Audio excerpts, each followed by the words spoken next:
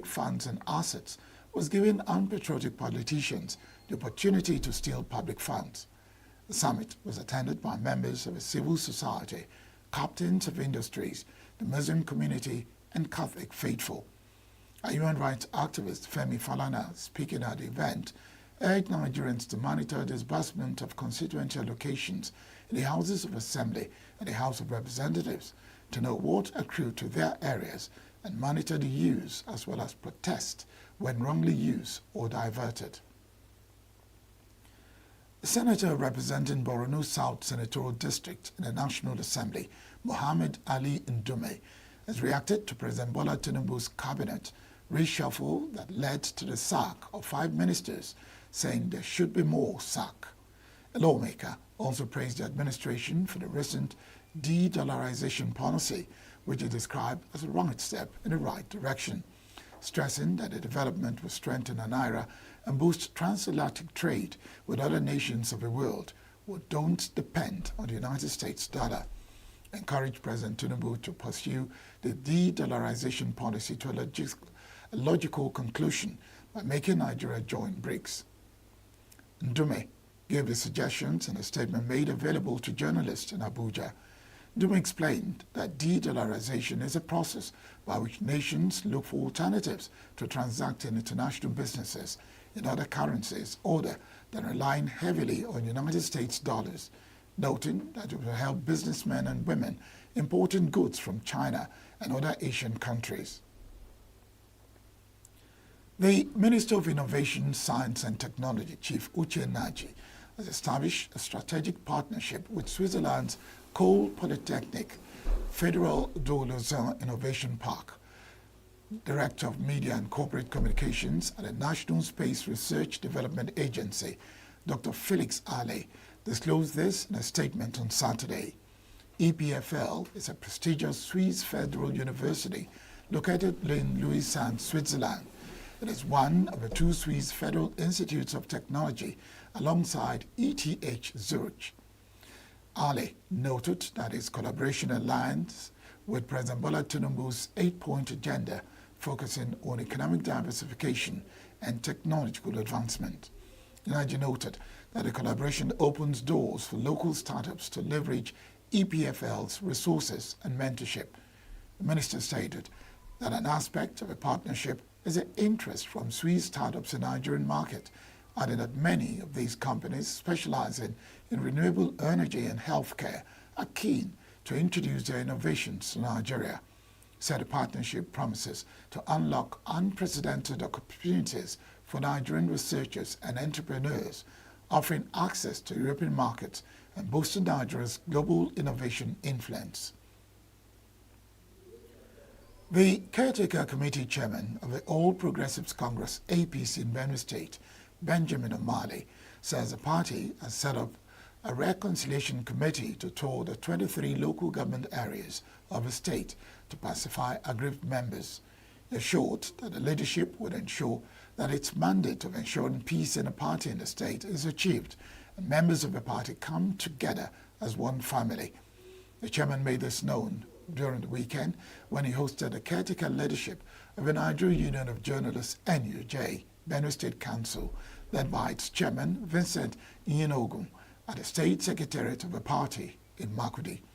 He noted that his committee had a 6-month mandate to ensure that peace returned to the party, emphasizing that the leadership was striving hard and taking every step and initiative to unite all aggrieved members. While appealing for collaboration between the media and the party, he admonished journalists to uphold professionalism by ensuring accuracy and correctness in their reportage. Commended Governor Hyacinth Alia for the good works he is doing in the state, because under him, the state has witnessed transformative growth in the various sectors of the state. He urged journalists in the state to engage in developmental journalism by projecting the developmental strides of the governor. Earlier, Secretary of the committee, Professor Bem Angwe, appealed to aggrieved members to sheath their swords, assuring that the committee was determined to ensure peace in the party. He also cautioned members against instigating crisis in the party and urged those involved to desist. The River State government has described the calls for the resubmission of a 2024 budget to the Wike-led faction of the River State House of Assembly as a mere academic exercise. The State Governor, the State Commissioner for Budget and Economic Planning, Professor Peter Mayday, stated this during a consultation workshop on the proposed 2025 budget estimates in Port Harcourt. The nature of the presentation and passage of the 2024 budget of River State has been a subject of controversy within and outside River State for months now. This followed the split in the House between the Wike and Fubara-led factions, with the Wike-led majority saying that the few members loyal to Fubara were not well constituted to receive and pass the budget. And while the legal tussle continues, the River State Ministry of Budget and Economic Planning has organized a one-day public consultation and pre-budget workshop focusing on the 2025 budget estimates. The event, which was held at the Norge Consulate on Moscow Road, Port Harcourt, and the first of its kind in about 8 years, was designed to engage and enlighten the public in the budgeting process, reflecting the mantra Rivers First Vision promoted by Governor Fubara. The host commissioner, Professor Peter Mayday, and all the stakeholders dismissed the argument about presenting the budget to the Wike faction after it had been passed as mere academic exercise, given the fact that the budget had been implemented to the third quarter. We are very optimistic that the 2025 appropriation will be a better representation of your aspiration and priorities, and urge you to effectively participate in this workshop as we look up to a better year 2025. In view of the fact that a budget which has to do with the expected revenue and intended expenditure is more of a process than a booklet. Hence, we have commenced and continued from preparation to approval by the State Executive Council after due scrutiny by the River State House of Assembly, and subsequently passed into and implemented to several quarterly performance and uploaded to the public at both local and international level, and other veritable source of public consultation, including the SEBAS. The SEBAS is the State Action on Business Enabling Reform. It is a World Bank and a Nigerian Governors Forum initiative to incentivize the states and the subnational entities in the ease of doing business. It is regrettable that the 2024 River State appropriation, which has performed to the third quarter from quarter 1 to quarter 2, will still be expected to be targeted at by some unpatriotic, overzealous, gullible and ambitious antagonists of our dear states, and that they still think that it will still be a budget which has passed through all these stages with exceptional high performance can still be reversed under any circumstances. I kept wondering, as a monetary economics, as an expert in budgets, I kept wondering where. I even tried to see whether I can go back to do another research on budget presentation. I am not able to see anywhere that people are asking a research or a theory that a budget that has been duly passed, signed into law, will be represented. I'm not able to see anywhere. No theories. So I think that today, our gathering here is to create awareness and to douse every tension and to douse every people that are still talking about budget presentation, that we are already preparing, getting set to the 2025 appropriation budget. Represented by his deputy, Governor Fubara emphasizes his commitment to transparency and accountability in public financial management. Our achievements stand as pillars of progress. Number one, strategic infrastructure development and that connects our communities, as earlier been mentioned. Revolutionary educational initiatives that prepare our youth for tomorrow. Healthcare advancements that safeguard our citizens' well-being. Economic policies that foster entrepreneurship and innovation. As we chart our course towards 2025, our vision is anchored in 4 cardinal principles: visionary leadership and strategic governance, economic innovation and fiscal sustainability, social justice and inclusive development, transformational infrastructure, and environmental stewardship. Participants at the workshop highlighted the importance of public engagement in the budget process and proposed areas for priority in the 2025 fiscal plan.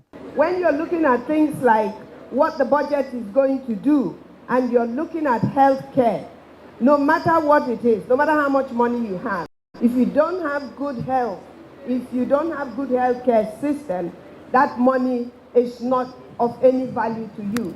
So the fact that our governor and his government are chasing things that is very primary to the existence of our people, whether it is opening up the roads, whether it is opening up the creeks, whether it is opening up the waterways for our people, I think this is a wonderful government, and I will continue to give the little support that I can give when that support is needed. Even if it is not requested for, I will always stand by this government. We are indeed experiencing a government. Let me take this before I get. We are indeed experiencing a leadership that is in consideration of the people that it governs. And it's like taking away the pains that we have endured in the past 8 years. We are here today to learn more. We are being equipped to translate same to the local government levels. And if we do that, while the governor at the state level, the government at the River State government is doing that to better the laws of our people, if that is also done at the local government levels, I think our people will benefit immensely from it. So thank you for equipping us today as Argon, and we promise Rivers people that same will be translated, will be replicated at the local government levels, where Siminaye Fubara has revealed that his government has nothing cynical against the Nigeria police force, in spite of all its ordeals with them in the past to scuttle its administration and governance. Governor Fubara made the declaration when he played host to the Commissioner of Police River State, Mustapha Bala, at Government House in Port Harcourt. Governor Fubara said that despite the display of unprofessionalism of some police officers, his administration has remained a dependable partner of the police in a quest to ensure security of life and property of all Rivers people. We don't have any option. The worst of you, the worst of police, is still better than the best of criminals. So we need to embrace you whichever way, because you are our friend. We might have our differences, but the most important thing is that the protection of life, the security of the state is your responsibility. So we must work together, not minding issues that we've had in the past.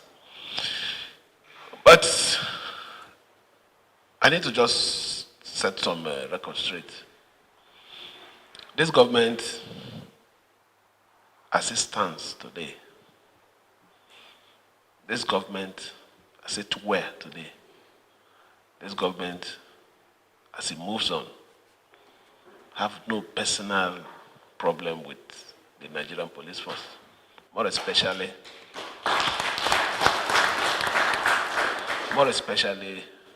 the River State Command. I can boldly say here that, not minding whatever that's happened in the past, we have lived up to our own responsibility in supporting the Nigerian police. So for us to do that, it means we understand the important role that you play in our state. So I welcome you, and I assure you that we'll give you all the support. But you have to be very professional. That is the only thing we'll ask from you. I keep saying it in everywhere, in every opportunity I have, I say it. I will be the last person that will call any police officer, go and do what is wrong. Commissioner of Police Mustafa Bala earlier said he assumed duties 2 weeks ago and has been attending to other assignments from the headquarters, but also getting to understand the working of formations under his leadership. CP Bala said he undertook the courtesy visit as a peaceful police officer to formally report to the governor, seek his blessing, and solicit his support in a collective quest to keep River State safe and peaceful for all residents, as he explicitly called for community policing as a way to curb insecurity in the state. So we want to make sure that the ember period is crime-free. We want to make sure that we have secured rivers to make it crime-free before, during, even after the ember month.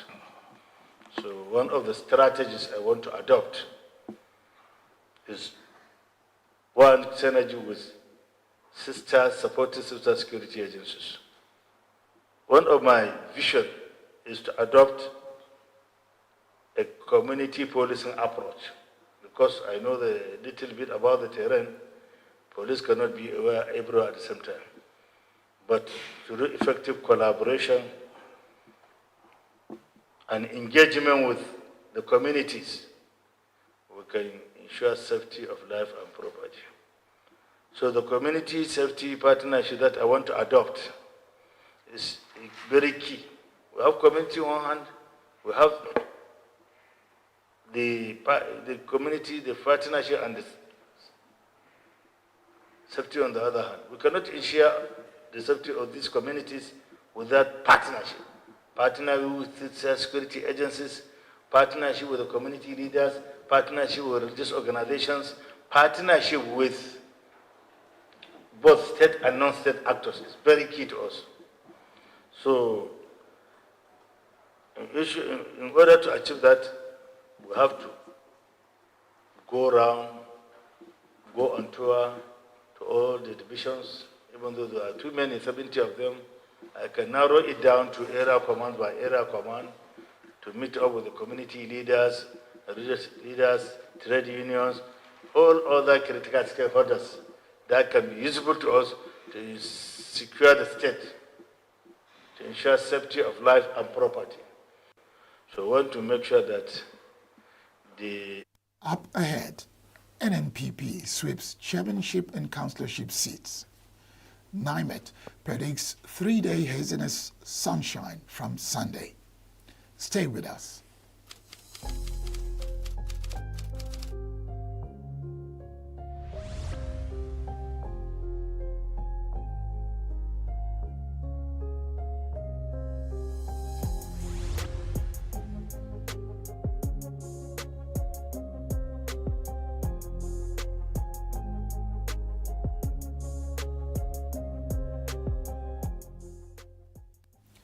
The Kano State Independent Electoral Commission, KANSEC, has declared candidates of a new Nigerian People's Party, NNPP, as winners of a Saturday's election in all the 44 local government areas and 484 wards.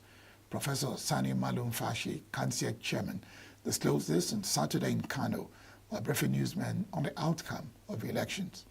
Malum Fashi said that based on the results announced by the electoral and returning officers at different collation centers, at the end of the exercise, 44 candidates of NNPP won the chairmanship, while 484 candidates of the same party won the councillorship positions.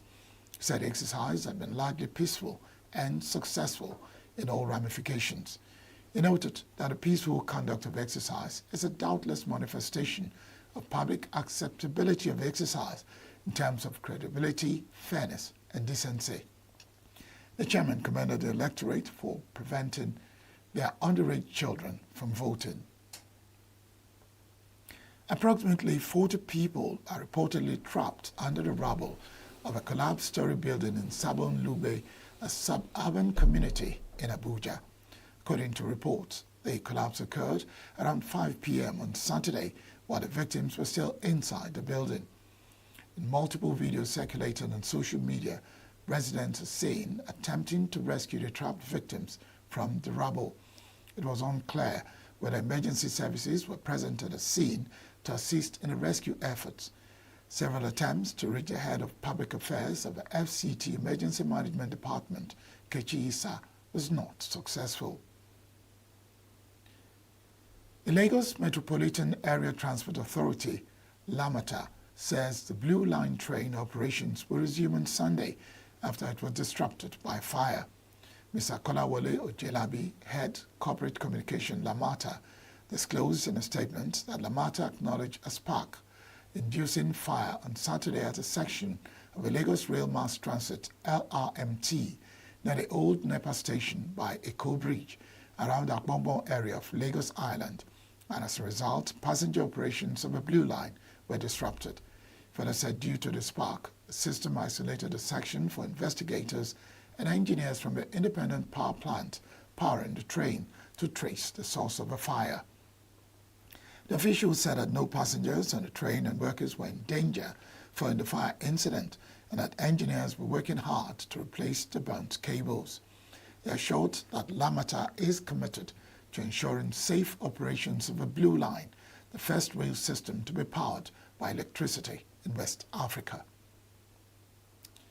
Susan Mayada, the team lead of United States Agency for International Development, USAID, supported state-to-state project activity as tasked Adamawa government officials on good governance. Mayada made a call on Saturday in Yola at the end of a 5-day pilot test organized for the officials on the use of internal controlled self-assessment for good governance in the state. Government officials drawn from education, health, water and sanitation sectors, as well as other relevant public financial management, PFM, MDAs, were urged to apply the knowledge acquired into practice for accountability, transparency, and effectiveness in their places of work. A state-to-state PFM specialist, Aladon Kennan, said the training on usage of a self-assessment tool by the staff will go a long way in ensuring prudence and accountability in government activities.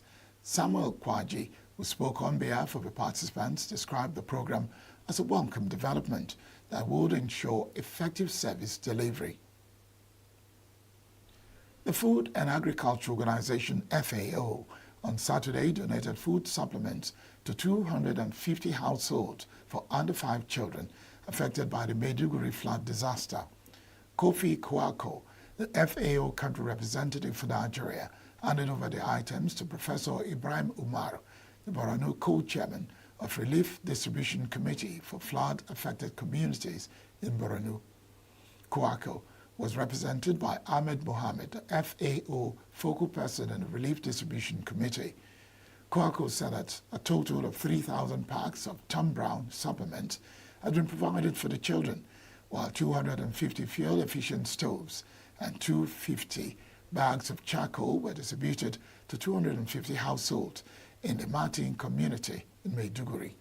A child of under 5 is said is entitled to a 12-pack of Tom Brown that can sustain him for a period of 8 weeks, which is 2 months, to fight against malnutrition.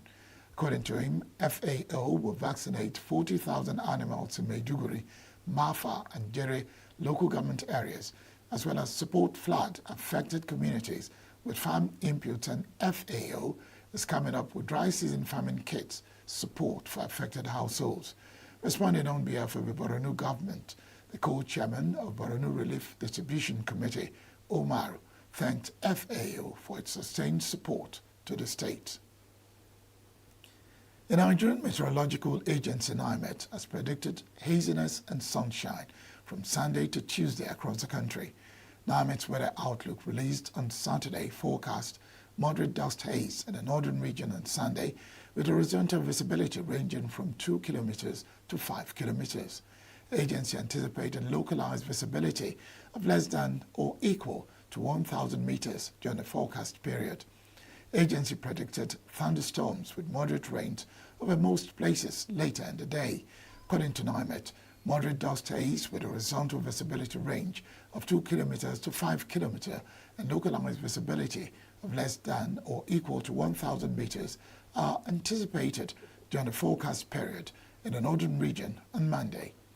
The agency forecast sunny skies with patches of clouds in the morning hours in the north-central region. The agency predicted morning thunderstorms with moderate rains over some parts of Cross River and Akwa Ibom states, anticipating thunderstorms with moderate rains over most places later in the day. NIMET urged the public to adhere to safety advisories issued by relevant authorities, advising airline operators to get airport-specific weather reports, flight documentation from NIMET for effective planning in the operations. Still to come, Johannesburg's Africa Pride celebrates 35 years with a street parade. Georgian billionaire Ivanishvili claims victory in parliamentary election. Details in a moment.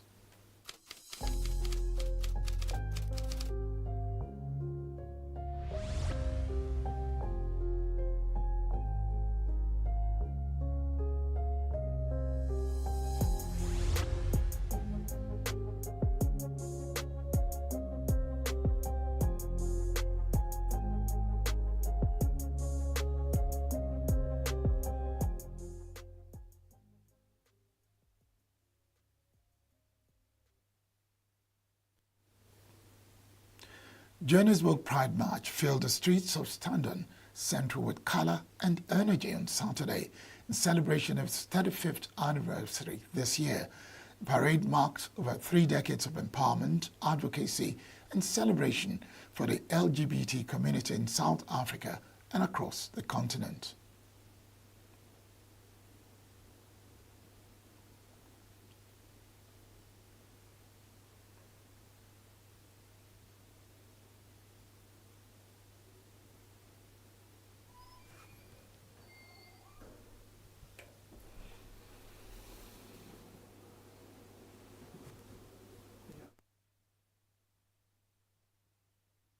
There's hope that event will help spread love and tolerance, while others urge the community to keep on fighting and stand together. A major Vatican summit of global Catholic leaders ended on Saturday with a call for women to be granted more leadership roles in the church, but stopped short of calling for women to be ordained as clergy.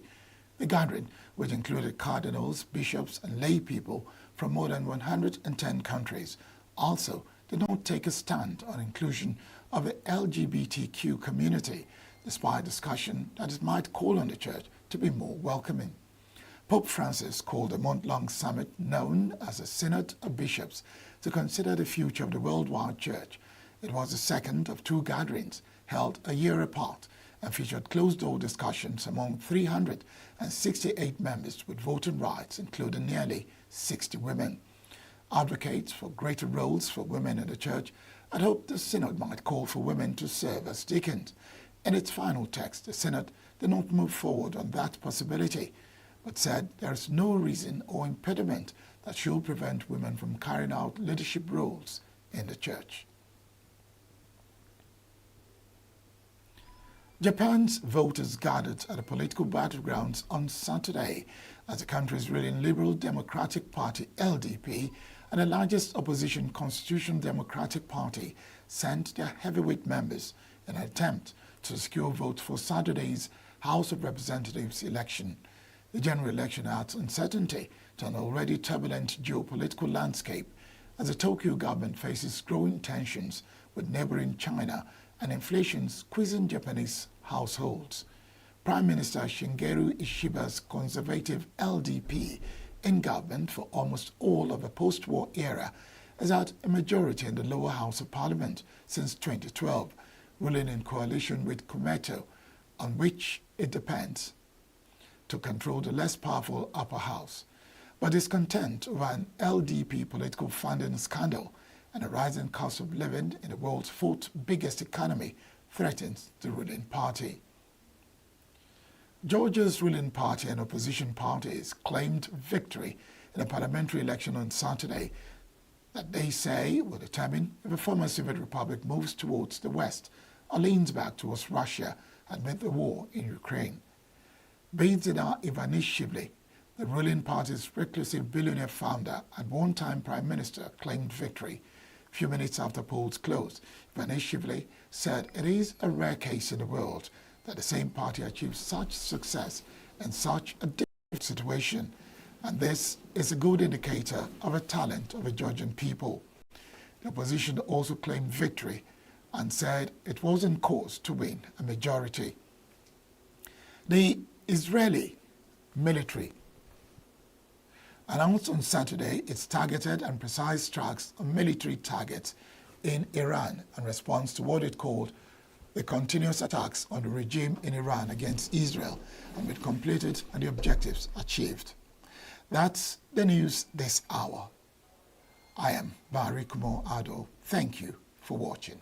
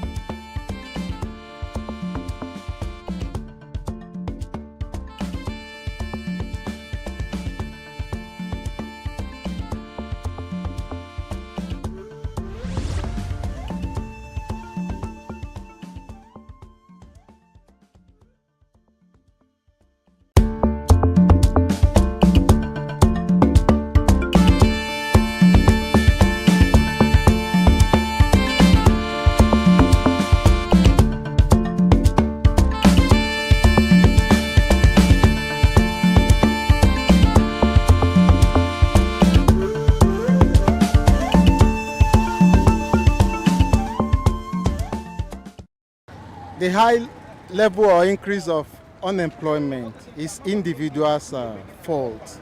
Majority of the people blames it on the government.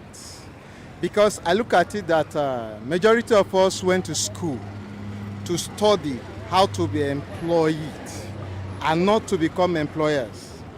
You understand what I'm saying now?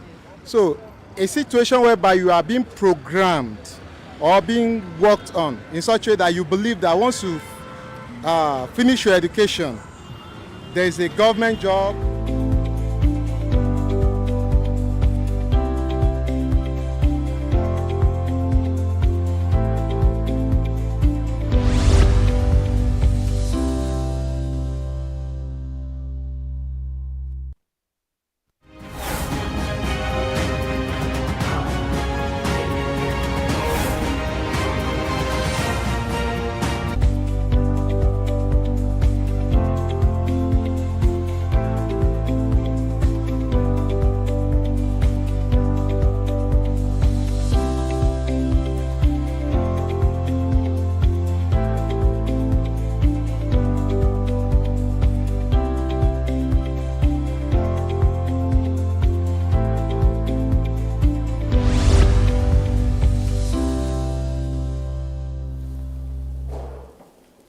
It's been another beautiful day. This is the 27th day in the month of October, and it is Sunday, and I say a very happy Sunday to you. I wanted to say happy birthday, of course, to everyone who is celebrating their birthday today. You know how we do it. This is the new day on Signature TV, and this morning we'll be bringing you the newspaper headlines, newspaper review, and every other thing you need to watch for your pleasure this morning. My name is Belinda Mwobodo, and with me is Joshua Oritogun. Wonderful to have you with us this morning. Don't forget to go to all of our social media platforms. We're live in Facebook and YouTube. You can as well drop your comment and opinion on conversations we'll be having, because this is we giving voice to the voiceless. We're going to be going on a very short break. When we come back, we'll start with the newspaper headline.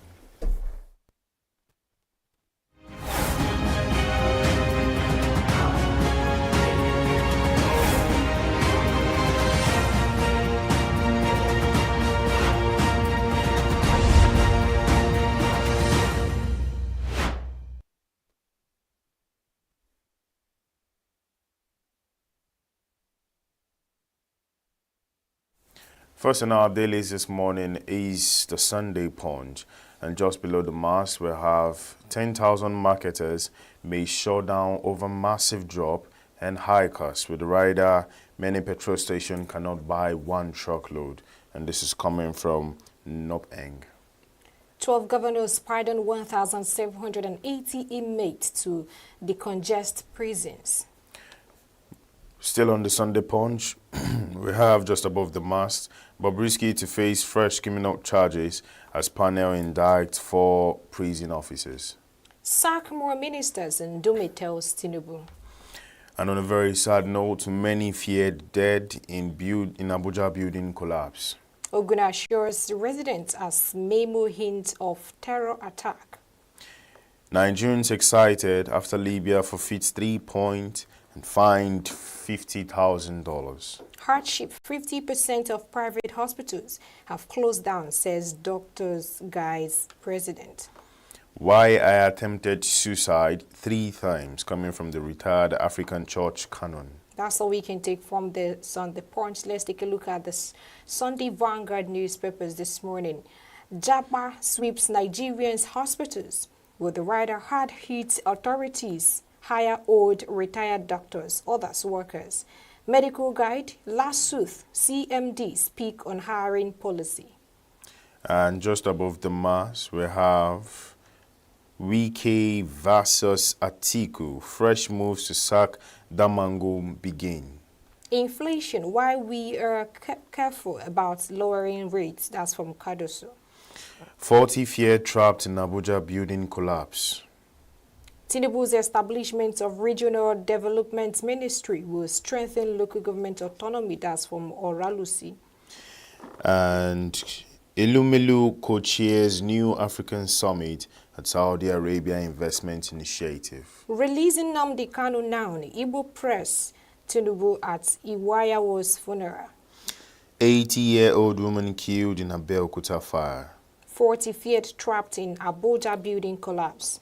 And that is the much we can take on the Sunday Vanguard. Moving over to The Nation. AFCON qualifiers, CAF awards Nigeria 3 points, imposes 50,000 naira fine on Libya, with the rider North Africans to appeal. That's $50,000 fine on Libya. Right, still on The Nation, plots to draft David Mark for PDP chairman fails. With the rider, count me out of party's internal crisis, says Atiku. Commonwealth leaders defy UK, agree to discuss reparations, and with the rider, Tinubu congratulates Ghana's new Secretary General of Organization. Edun, Tinubu's economic reforms yielding positive fruit. Inciting military intervention unacceptable, presidency warns The Guardian. 40 persons trapped as building collapses in Abuja. And finally, on The Nation, we have search for victims of helicopter crash ongoing, says NSIB, with the rider. Agency secures diving perimeters for wreckage location, explains why ill-fated helicopter went down. Moving ahead to the Sunday Tribune this morning, Northern senators expressed worries over blackouts in Kano, Katsina, Jigawa, where the rider Atiku calls for urgent reforms to end electricity crisis. Federal government announces plan to engage 93,731 unskilled, unemployed youths, with the rider NCDF applauds Tinubu for establishing regional development. Just so for 2027, North in dilemma over best candidates to challenge Tinubu, with the rider. Northern leaders scout for acceptable politician from Southwest, line up likely Northerners as running mate. UK hospital sets to use superhuman AI death calculator that will tell patients when they are going to die. 20 days to ENUGU, parties intensify campaign for election. APC, PDP, Labour express optimism of winning. Elumelu to co-chair new African summit in Saudi Arabia. You have justified people's mandate with performance. Group hails Oyebanji. 20 days to ENUGU, parties intensify campaign for election, with rider APC, PDP, Labour express optimism of winning. Ocean government plans security meeting over clash between police, civil defense corps. Finally, on the Sunday Tribune, lady found dead on roadside after visiting man she met on dating site. On the These Day newspapers this morning, at 696.88 billion naira, foreign investors' transactions in Nigeria's stock market highest since 2018. Cardoso, CBN confident of attracting $12 billion diaspora inflows in 365 days, where the rider says Apex Bank working assiduously to get Nigeria out of the grey list. Tinubu's bold reforms yielding result, Edun insists.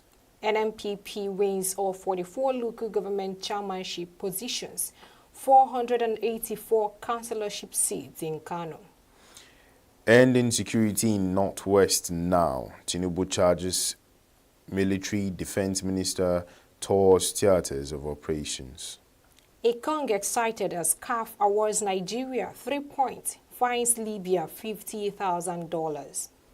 And that's the much we can take on the newspaper headlines. We will be moving over to the newspaper review. And in the studio with us is Chris Maduka. Chris, good morning. Good morning, Chris. Good morning, Joshua. Good morning, Belinda. How are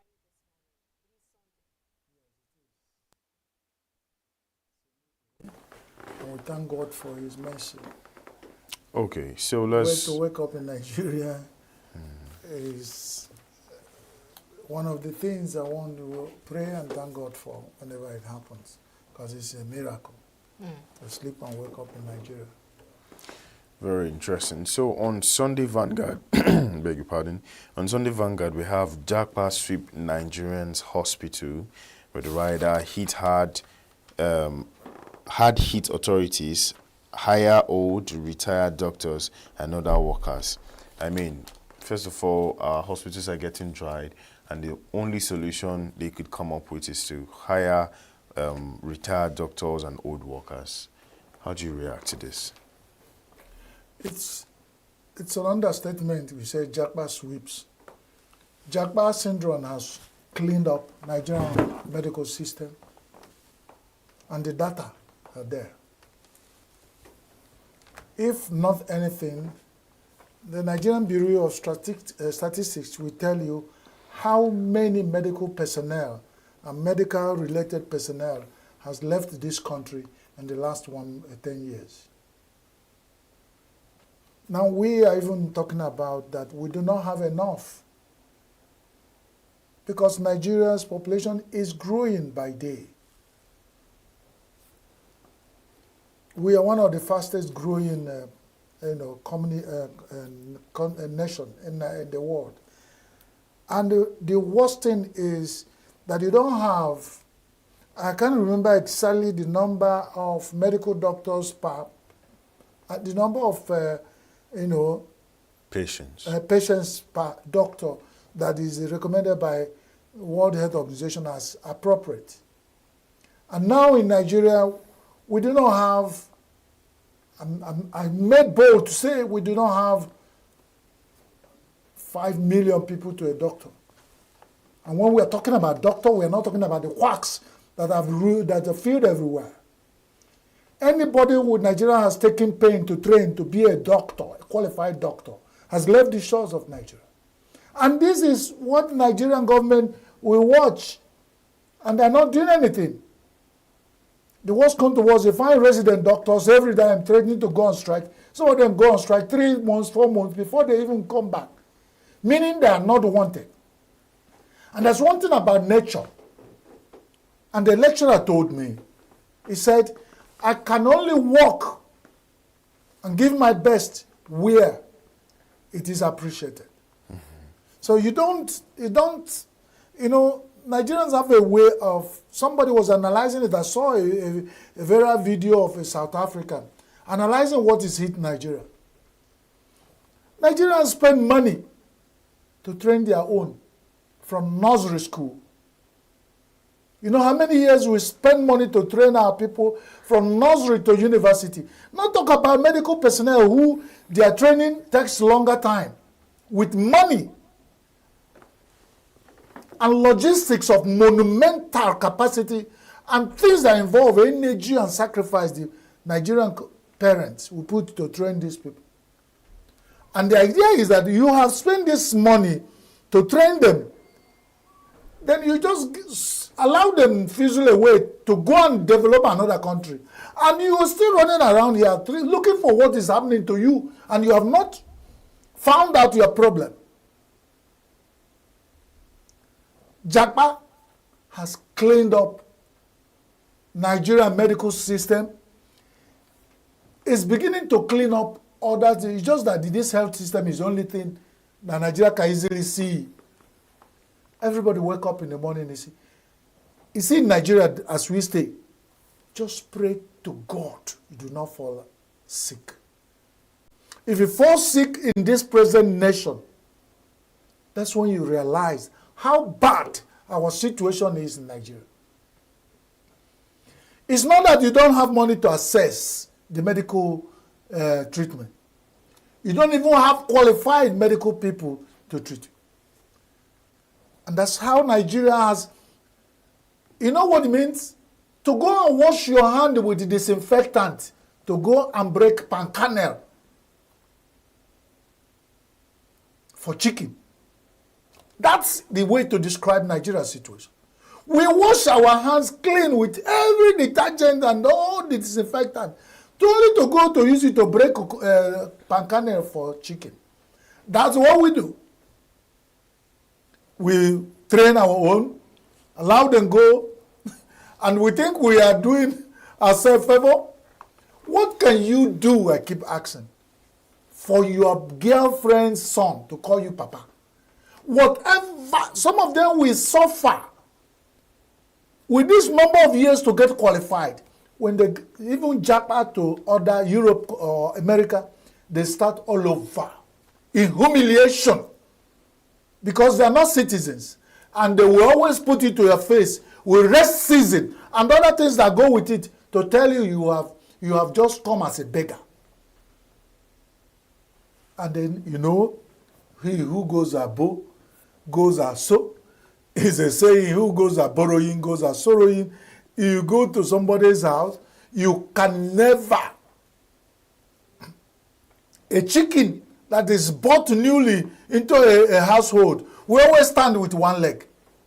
That's what you find these our trained medical doctors in Nigeria begging to go and deliver their services to this nation for free, almost for free. For free, for peanuts.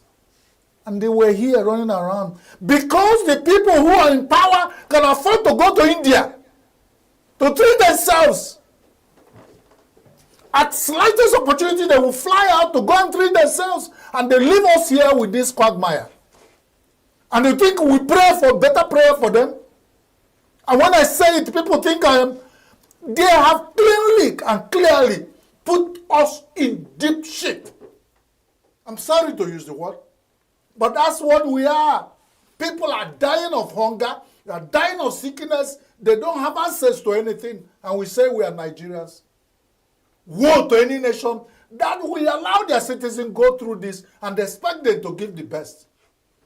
We have returned back to state of nature, where everybody is on his own. People pray, do anything, kill, sacrifice, go to juju doctors to get to positions of authority. And it's like, once they get there, they give you that greeting that a man who has come to your house with a bicycle, when he wants to go, he will always show you the backside. Then, and that's it. That's what our politicians are doing to us. Waiting for us. Every 4 years, the 4th year, they come back, promise us, try, and because they are weaponized poverty, I will do this, that's the end. And sheer little things they've stolen from our national commonwealth, and come and get back to their position. And they have made sure everything you are talking about, reform, governance reform and all, they will sit down on it because it favors them. Some of them are National Assembly for running to 24 years. Let them come out, write their memos and do documentaries on their achievements. And they will forget and they will talking about other people's fault. Nigerians are fantastically corrupt. And you Nigerians, whatever you're getting, you take. Because every nation gets what they want at any particular time. No complaint. If anybody die, we bury him. And those people who are even lucky to find people who bury them. Yesterday, somebody was telling me that some people can't travel from their city to go for burials in the villages. So when even their close relatives die, they can't go because they can't afford transport. So those things are coming to fruition that are predicted in the Bible, that days will come, even the dead will bury themselves because of hardship. But then it's war to a nation that these biblical and holy book prophecies are fulfilling on their head. Good luck to you, Nigerians. So it's not about it's not about sweeping. It has cleaned up. No need to talk about it second time. And we see, go to medical centers, go around. You're talking about places like capital of states like ENUGU, where you are staying. Go a little interior and see beautiful facilities, built with money. Some of them are grown with weeds. You see the facilities that are rotting. Nobody, medical people don't even go there. They don't even remember they exist. Now this leg, now I go reach Umuahia. I beg you, leave matter for matters, let's move on. These Nigerian issues, we'll be talking about it. It's unfortunate you started with that. Sweeping core, cleaning knee. There is no health situation. We don't have it, it's collapsed. And under the watch We have ministers of health and SS in health. We have commissioners of health at the state level. Even now that some local government at the winner takes it all, they have councillors for health. So all of them will be there looking at collapsed system and will be bothering about buying fuel at 1,400 to survive a night a day. You think we are living? Leave matter, Jare. Let's go. Yesterday was Saturday Tribune that said Kwashiorkor has returned back to Nigeria. We couldn't review it. Kwashiorkor. And for you Gen Z people, you do not know what Kwashiorkor is. For some of us that were so small during the Civil War, we tell you what Kwashiorkor is.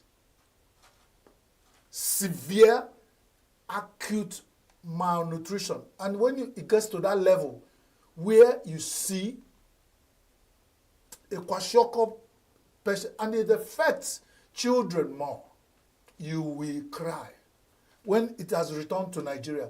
That will tell you. Nobody is saying anything. Well, what Kwashiorkor now? Somebody somewhere won't do anything. Very soon they will send us vaccine for Kwashiorkor.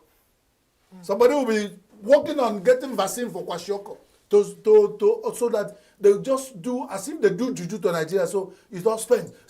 When they see a little money in your hand, they will come and give you proposal. You spend. God help Nigeria.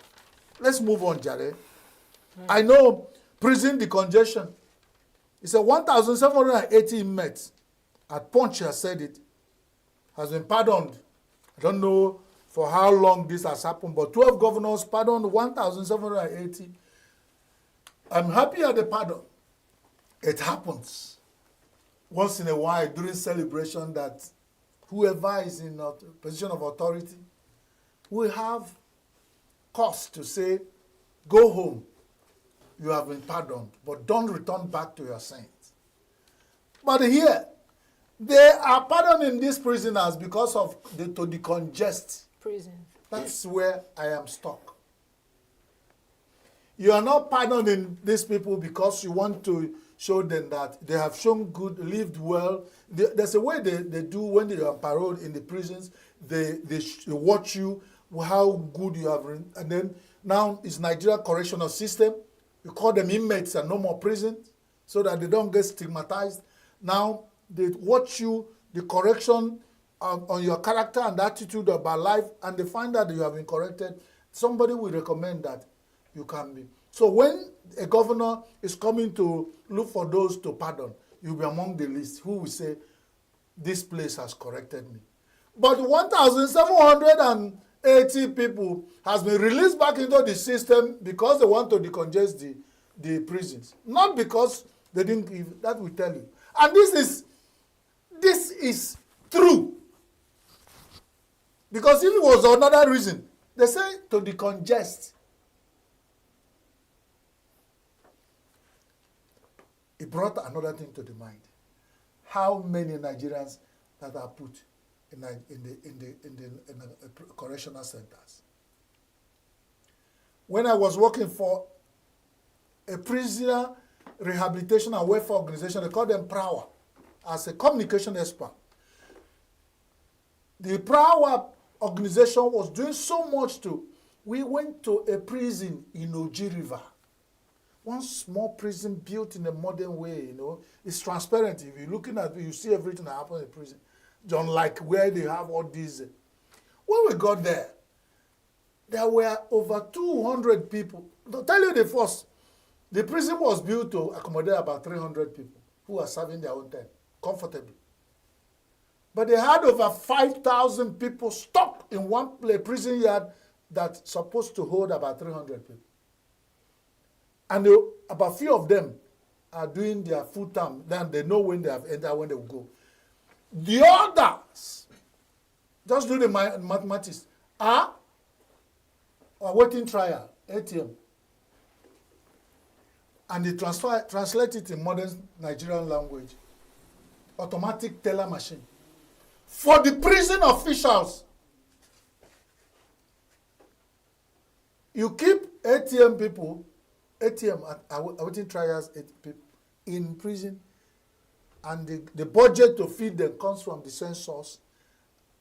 one of the days on this seat, we were saying that they increased the feeding for president, and that include the ATM, which is an anathema. Somebody is not to be on ATM for that long, because you decide whether, so that the person know when you are going to the prison and know when you serve out your terms and go. But some people, what pained me and the story I want to tell, a boy stole 2 crates of minerals at 9th Mile in ENUGU and was caught. They do their GBT and the police and in the court, the next thing in the prison. And nobody knew he was there again. For 12 years. 12 years. Ordinarily, this kind of offense, if you look through deeply, the lawyers will tell us, is not supposed to attract more than 6 months, highest, or with fine. Somebody spending, even his papers, they were looking for him, nothing to trace him. He doesn't even can remember the way to his village. So when you go as a non-government organization to do what they call prison liberation, where you move both the judiciary and all the process, they move to prison to do that, they start bringing them out, asking them questions. That's when you cry for Nigeria. Some of them had been there for little things as stealing crates of mineral for years, awaiting trial. They don't have access to pro bono lawyers who will go and stand for them in court. The prison that put them there do not take them to prisons to be heard, at least to be convicted and or otherwise set free. They are there eating from the Nigerian system. So imagine, let me give you an example of the corrupt situation. If government of Nigeria has said 1,000 naira per prisoner, before it passed through the bureaucracy of contracts that will be awarded by the Controller General of Police Nigeria from Abuja before it trickles down to 36 state controllers of prisons in the states, and all the contractors that will go, the prisoners might not get up to 1 naira. So you see the food that's served, you will know that Nigeria is closer to hell, what they're giving to prisoners. So when this kind of thing happen in prison, they say the congestion and all. Well, I am happy. The congestion good. For the reason I am suspect. For the reason why you are decongesting, if it is that you work with the prison authority, the correctional center authority, and they are profiling the prisoner, the inmates, to find out how they have changed and how the system has corrected them, and you are releasing them into the society, fine. Because you cannot have water in your mouth and you are blowing fire. At that point, you don't have to work. I don't want to use my other proverb of using pepper to cure madness, because if you say you want to release prison some inmates and you release them into the society worse than they left the society, in Alwana, what have you done? You have only added more to the hunger hardship situation we are in. That's why we have more and more multiply effect of criminals, and the government will indirectly or directly doing this without knowing, and that's my fear, and that's it. All right, Chris, before you move 10,000 on, marketers. Yes, that's where I'm going May to. shut down over massive. Yes, that many petrol stations cannot buy 1 truckload. So, of course, this is a final one, a headline we'll be able to take because of time. So, no, beautiful. Yes. Yeah, at least with this. And what was I recommending here? Why are they wasting time? Put 1 liter of fuel at 10,000 naira, so that these ones you will sell and go and buy back. Isn't that what all these things are? You don't know what these things are going through. We're not worried how many people are driving cars. Close down all the filling station, turn them into industries.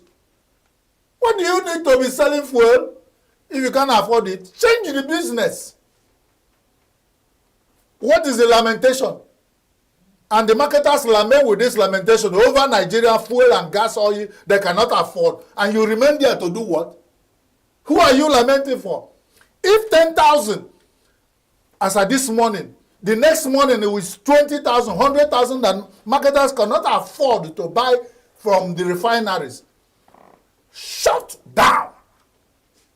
Let every man, the ones who can afford buy fuel and they go. They can even use governors have a depot in their governing houses. They go directly buy and dump and they're driving around in their convoy. We'll be trekking. The presidency have depot. All the big men, they have depot. So why bother about Nigerians? Put the price so that every filling station that we even afford to buy at 1,004 collapses. Then Nigeria come to a standstill. Only the ones who can afford it. What is the problem? I don't have any sympathy with any market. If you cannot buy at the price they're selling, and you think Nigeria cannot buy from you when you buy from them, change business. Good luck to Nigerians. Thank you very much, Chris. This has been very, very interesting. But before you close up finally, sack more ministers, Ndume is telling Tinubu. Ndume has been one who has been vocal, but in as much as he has been vocal, he will always come back and say he's apologizing to the president. Do you think, as you would say, a politicking? I don't see politicking. Let more National Assembly members, senators, and distinguished senators talk and apologize later. But is there even effect by keeping to quiet? what they say? No, I don't know why is Nigerians always translating? This may have come to this man's mind as something he felt. Why singling out 5 ministers and dropping them? Has Nigeria changed? Or do you have possibility that things will become miraculously changed within a short time? Because what we see, you have a coach in our Jagaban, our presidency, and you have 11 players that you have to feature at any time as the coach, the technical manager. It's always better for you to come out with clean teams for a new trial. If it's along the match, they played 90 minutes and they have extra time because of lag and all, you now say, let me bring somebody, go and rest. It's understandable. At this point, what we expect is that we are entering into a new era of match. Change the teams totally. So I am speaking with Ndume, and I support Ndume, and I say, change the team totally. Because the change you have done, as far as we are concerned as Nigerians, looks negligent and might be so minor and minute to make effect on whatever you think you want to achieve. But you see, you are the president of Nigeria, you see clearer, the view is clearer from where you are looking at. We are only advising. You are free to either take or leave. But we say, if you ask us, well, for how many, 480-something days, you should have changed the entire thing. Because some of them are relaxed. I've said this several times. They're all relaxing, hiding under the presidency. Everything but say Tinubu, Tinubu, Tinubu. It's not only Tinubu that is governing Nigeria. You have the ministers, you have the governors, you have the National Assembly. Everyone must share from this blame. Because, as my people talk, when the human physics hit the ceiling fan that is rotating, everybody in that room must get a feeling of it. If you don't touch you go hear them, you go smell them. So, why are they relaxed? All those ones you left behind now, will go start doing Thanksgiving them. But they've not done, I don't see any of the ministries that will come out with that clean slate of highly scored result. You know, when they come with their scorecard, they say, this particular ministry has made it 80, 90, 75, all those A level, A marks. I don't see. Because if they see we Nigerians, we feel that aspect. At least somebody will look at and say, yeah, this aspect we have met.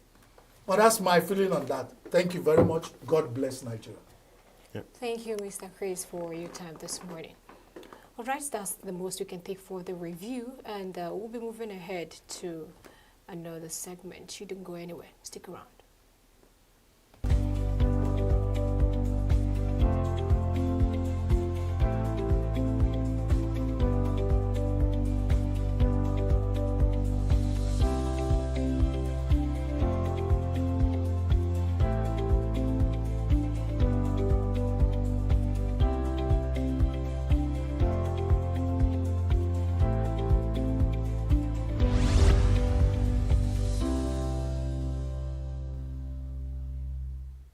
Hello and welcome to Rebound on Signature Television.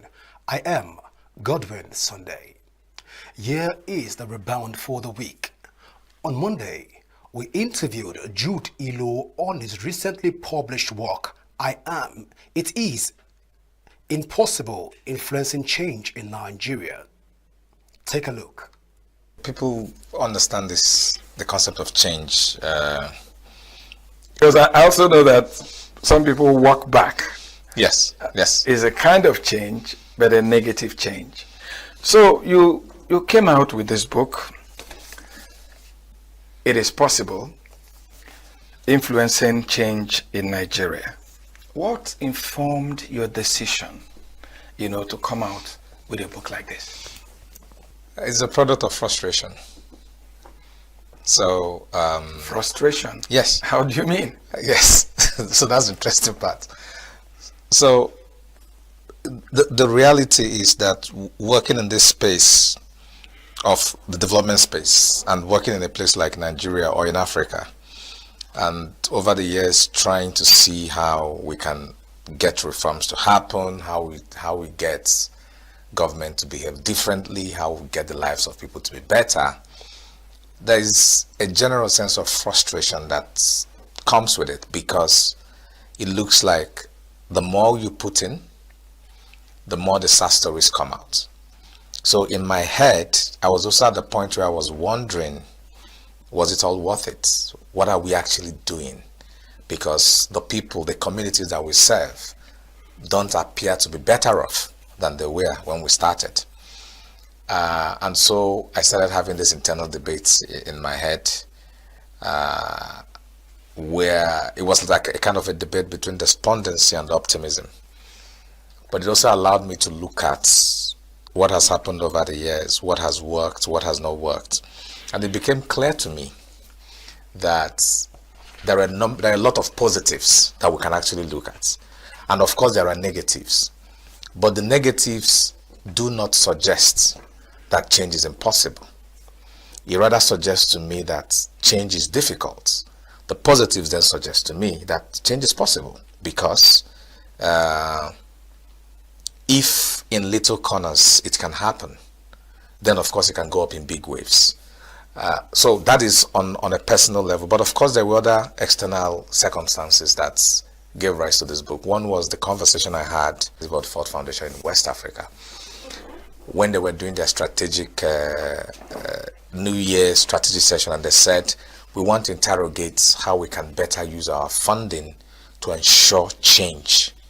And as part of that conversation, I facilitated a session for them where we looked at a number of case studies just to see how movements were successful or how programs were successful and the ones that were not successful. And when we finished, it was such an illuminating exercise that they felt their grantees and their partners needed to be part of that kind of thinking process, just to re-examine and reflect on the work they've been doing.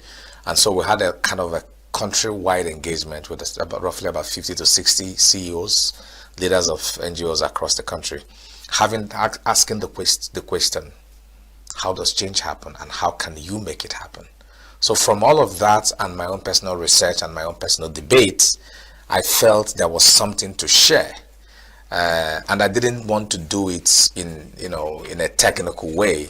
So hence the primer. So something that is introductory, basic, sharing some of those ideas and inviting people to start reflecting a bit more on the strategic impact of the work they do, rather than just the immediate output or immediate gratification, so to say.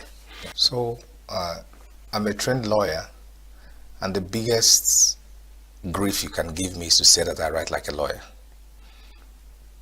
because sometimes we write as lawyers and we don't communicate. And over the years, I've worked as an advocate, engaging with policymakers, the public, young people, old people. And if there's something I've learned, is that anything you can't explain to a 10-year-old, you're doing a terribly bad job in communication. Secondly, I don't like unnecessarily technical books. Okay? because the people who you want to apply this into their daily lives are just everyday people. So the idea was to make sure that any 10-year-old who picks up this book can read through it. Is to make sure that any expert who picks up this book will find something in it. So it was a tricky balance, but it does appear from the feedback we've received that we were able to achieve that, because we simply just told stories and analyzed those stories in a way that it is easy for everybody to get. The second thing again is that people are busy. We know that there are lots of literature out there, social media, all of those things. The target again is that in 3 hours, if you're waiting in an airport lobby, you can finish this book before you board your flight. If you're a kid, you come back from school in the evening, you can read 4 or 5 chapters before you go to sleep. So it's, yes, to your point, it's a very serious conversation. But it's also in the seriousness of that conversation that it dissuades people from getting involved in it, because, oh, it's technical, it's change. And so by breaking it down and making it simple, we're also inviting people to embrace that interrogation of how change happens, but also in a way that is easy to read and to understand and to critique, because we also got some very good feedback from people who are saying, oh, but you should have said this, or I don't agree with this. Making sure that we have that conversation across the spectrum. Young, old, learned, unlearned, anybody can interact with the book. On Tuesday, Kole Shettima left no stone unturned as he spoke about the 30th anniversary of the MacArthur Foundation. Take a look. The foundation, which has its headquarters in Chicago, have been making grants into Nigeria to Nigerian organizations since 1986. And then in 1994, it decided to open an office, first of all in Ibadan in 94.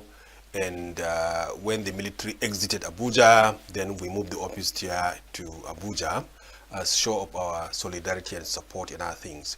I think that first of all to say that it is worthwhile because the MacArthur Foundation believes in supporting Nigerians.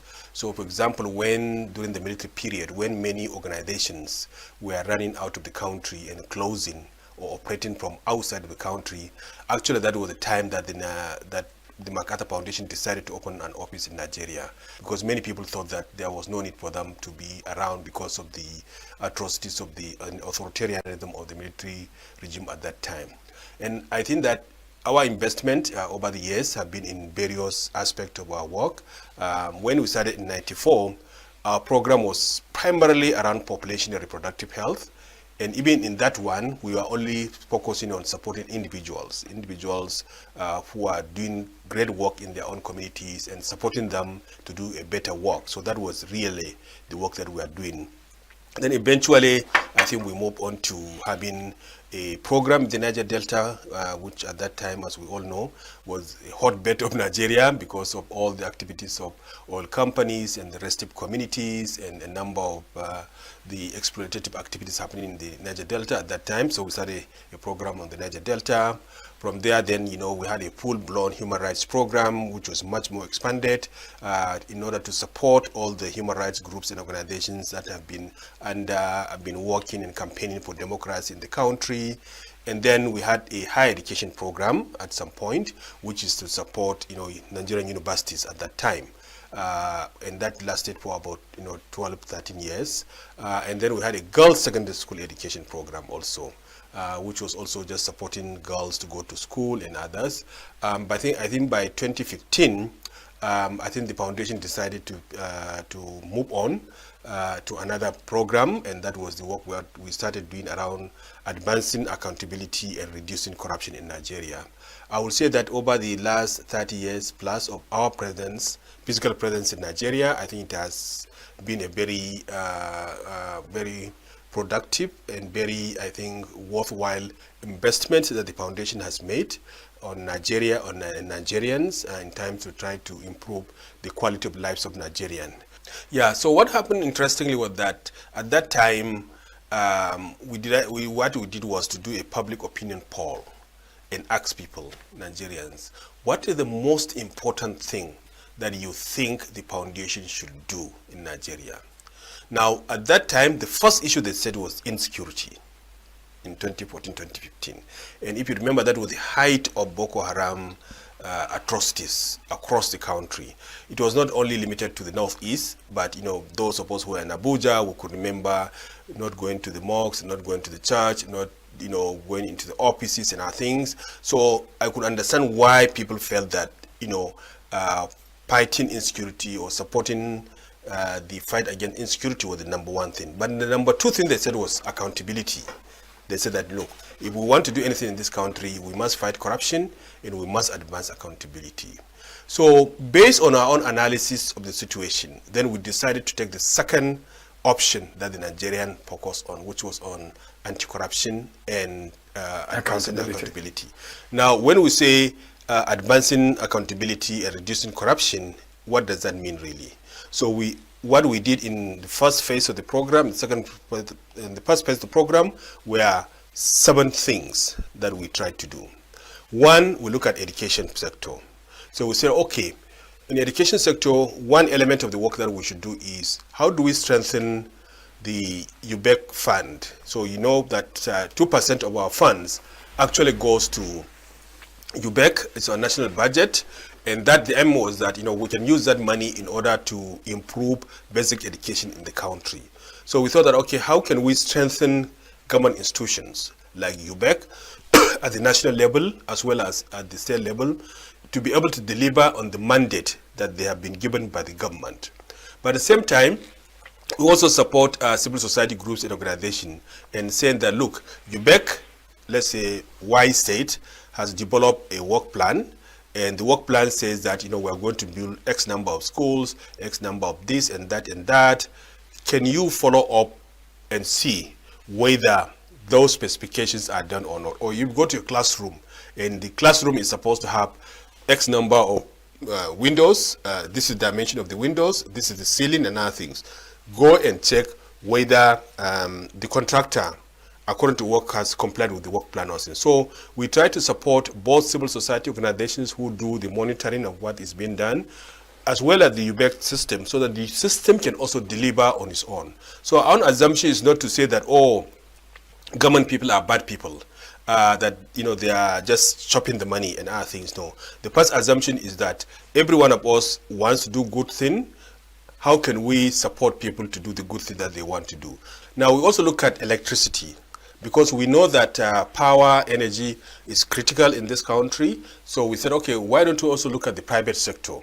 So and see how is this deregulation that has happened with all the electricity distribution company, how are they pairing? How are they doing? How are they ensuring that consumers get the services that not consumers but customers get what they deserve, what they paid for.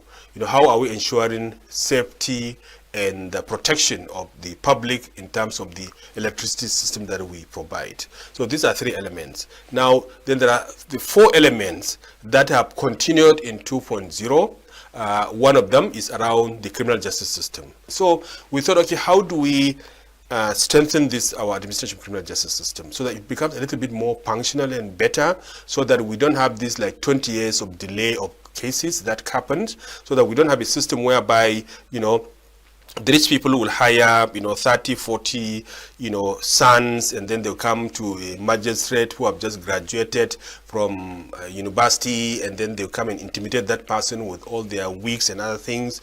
So how do we make our system much more fairer and better so that justice is served on time to people and other things? On Wednesday, Nigerian citizens cry out on over high electricity tariff and the collapse of the national grid. Take a look. Increment of tariff is a very serious issue. This business I'm managing here now, formerly a tariff of 10,000 naira will sustain me 2 weeks and above. But a tariff of 10,000 naira now doesn't take me up to 4 days. If you can see the fridges now functioning, only 2 fridges functioning now, because I switch other ones off. Because immediately I on all the fridges, the tariff of 10,000 naira will not take me up to 2 days. It's affecting the business, the profit margin we are making in the business goes to the tariff. It's affecting me badly because now that they've reduced everything to 4-point-something kilowatt per 1,000 naira, is really affecting me badly. Before, 5,000 naira will go a long way, like 2 weeks. But now, even 2 days, it will be shaking. So it's affecting me badly. Me personally, it's very hard on me because I can't use most of my equipment at home, like especially my cooker. If I want to cook, like I had to wait till I was able to buy like charcoal because I can't use light anymore. I can't iron my dress, I can't iron my uniform, nothing at all. So like the increment is really hard. Mostly on me. I don't know about other, but me, yeah, it's very hard.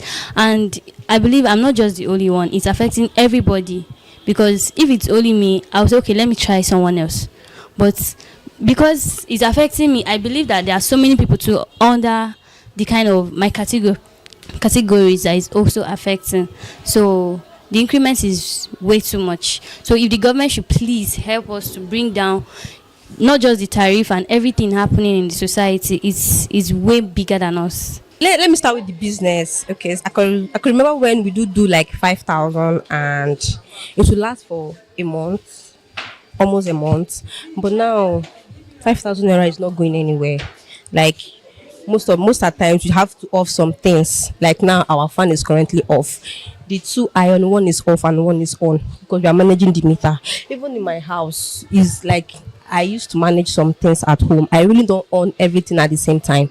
It's either I'm making use of the fridge and my iron is not on. Maybe the iron is on, the light bulb is not on, and the rest of it. That's how I used to manage it. So the price is really not going to my budget. It's way too much. The worst thing where government will do, adding money, putting another tariff on top of the one where they pay.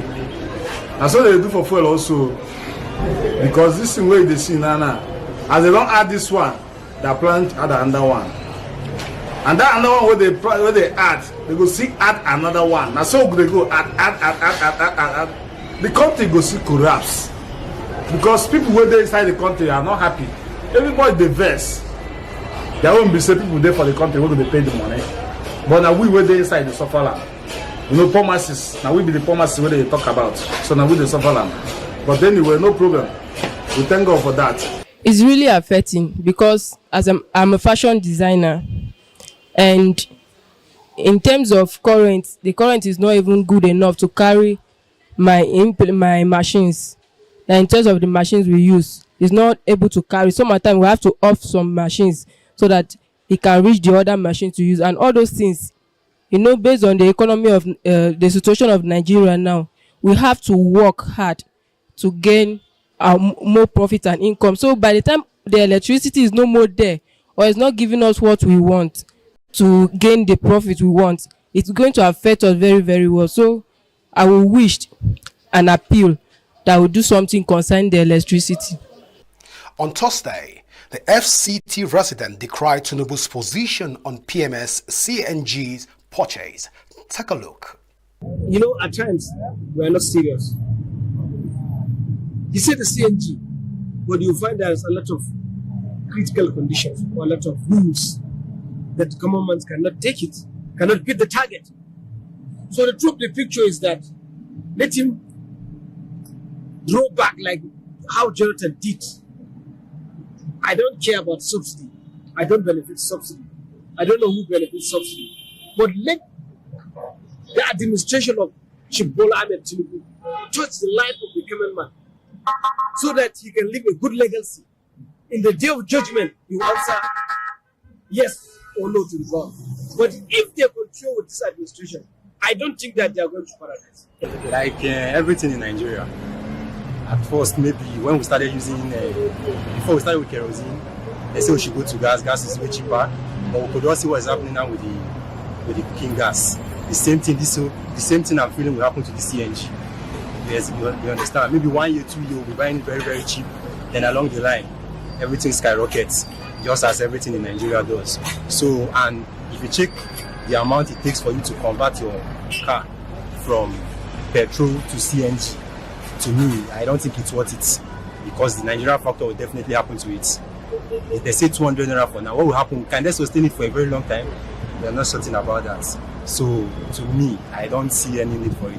Maybe they're just trying to push us to the CNG, then from there they hit us again. I prefer the CNG to the fuel, because I can be buying a fuel of 1,200 for a liter. You understand? 1,200 per liter. Then even like we now, that is doing this taxi work, if you buy fuel of 1,200, at times for you to even make your money, if you buy fuel of 10,000 naira, before you make that money from passengers, you pay by the grace of God. You understand? So that is it.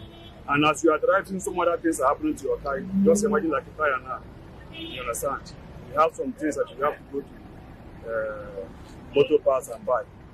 So that is the problem. And everything are increasing every day. So if they can convert, if they can make it available, that CNG from 200, 150, 100,000, I think it's preferable. Lord. And people have been crying every day. I think our president will listen and do something. This country would have been better by now. But our president does not want to listen to us. He just wants to do what is in his mind to do. We don't have anything to do. We leave everything in the hands of God. God will sustain the poor. And God has been there for us, and He will continue to be there for us. I'm begging the federal government, the president, to come to the aid of the Nigerians. If he has any way that is feeders, I wish that is better, please let them try and implement it, because people are suffering. Once the fuel price goes high, many of the commodities will also influence. We are highly in inflation time now. Just like if there is a place, there is a war. That is what, see, there is a war. So war caused this kind of inflation, but there is no war. So he should try possible to bring down the cost of things down. And this fuel thing is one of the things we produce by ourselves. So, and I think we should work with Dangote and the other things so that the price can be better. On Friday, we spoke about cabinet reshuffle and President Bola Tinubu's position on it. Take a look. I do not think the timing is right, because it's just like they say that Rome was not built in a day. You've given someone a mandate, a responsibility. I think the person should also be given the proper infrastructures, the enabling ground for that project to strive. You know, it's just like when you have a newborn baby. The baby doesn't just start running in a day. You know, there are stages. You have to crawl, you have to, you know, sit, crawl before you start walking. So I think it's actually quite too early to start appraising, you know, some of this ministry by the way it turned out. That's what I think. I think it's not the right time. I think the timing is not right for me. Although some people think that the timing is right because they believe that they should have done more. They expected to have seen more, you know, in terms of the changes, the transformation, the innovation, and the economic impact that these people that were brought into these ministries are supposed to have created. So some people feel they don't see that. But when you see someone who has a passion, you see the person building. You don't just stop a building halfway. And then, for me, I don't think the timing is right for the tourism, especially for the tourism industry, which is the part that I am more interested in. Of course, there are the elements that we can actually use is some of these elements that we are fighting for: culture, tourism, education. These are the angles, these are the aspects that we can actually use to build unity in diversity. By the time you educate people about unity, let them know the integrities of unity, the reasons why we have to live together as one, the reason why we have to be united, with the profits that being united can bring to us as a country, then people will have a mindset, you know, the right mindset now, and then there will be that attitudinal change, you know, in character that will make people understand that the next person is my brother. I have to share.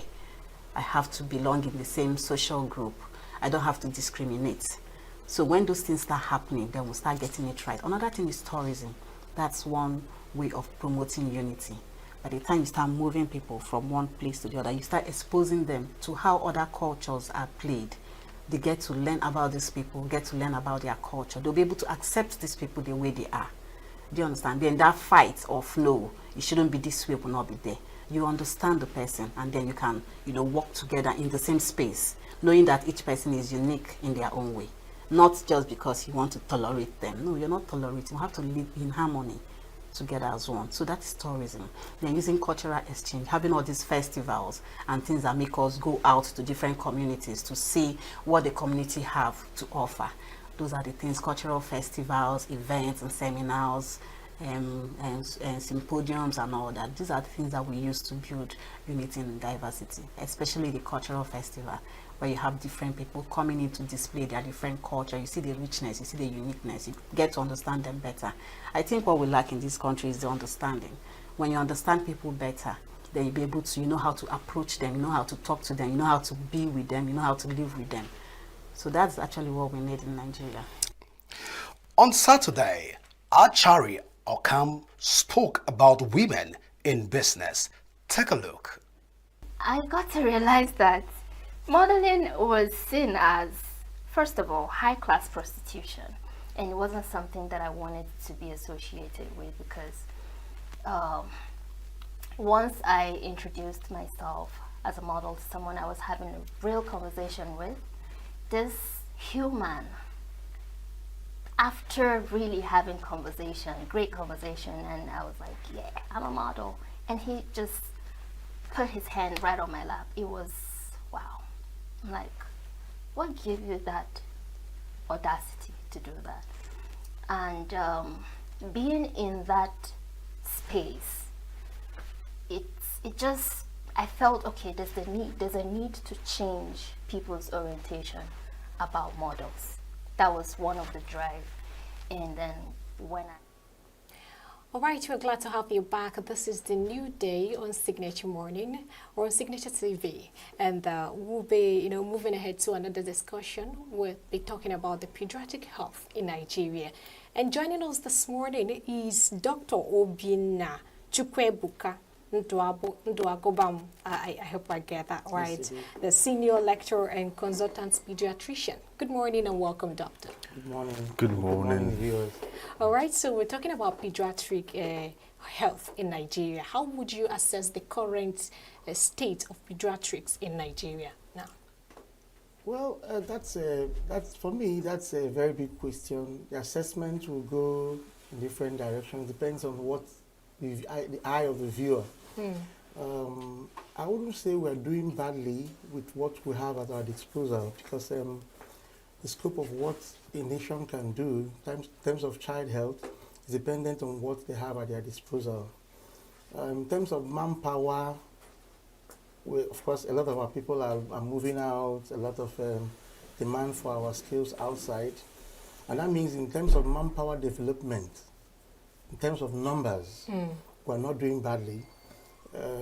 But in terms of skills, rather, we're not doing badly. But in terms of the numbers of available skilled manpower, we're quite deficient. Okay, because of a lot of our skilled manpower is being pilfered. People are going out, so-called Japa syndrome. Okay, then coming down to available resources, equipment, okay, we're not also doing well in that angle. The world has moved way beyond where we are in terms of specialized aspects of pediatrics. Okay, we have our people that acquire the skills within and outside, and they don't have an enabling environment to actually put the skills to use. And so a good number of children that we should be able to save in our country, Nigeria, we're still battling with having to save them.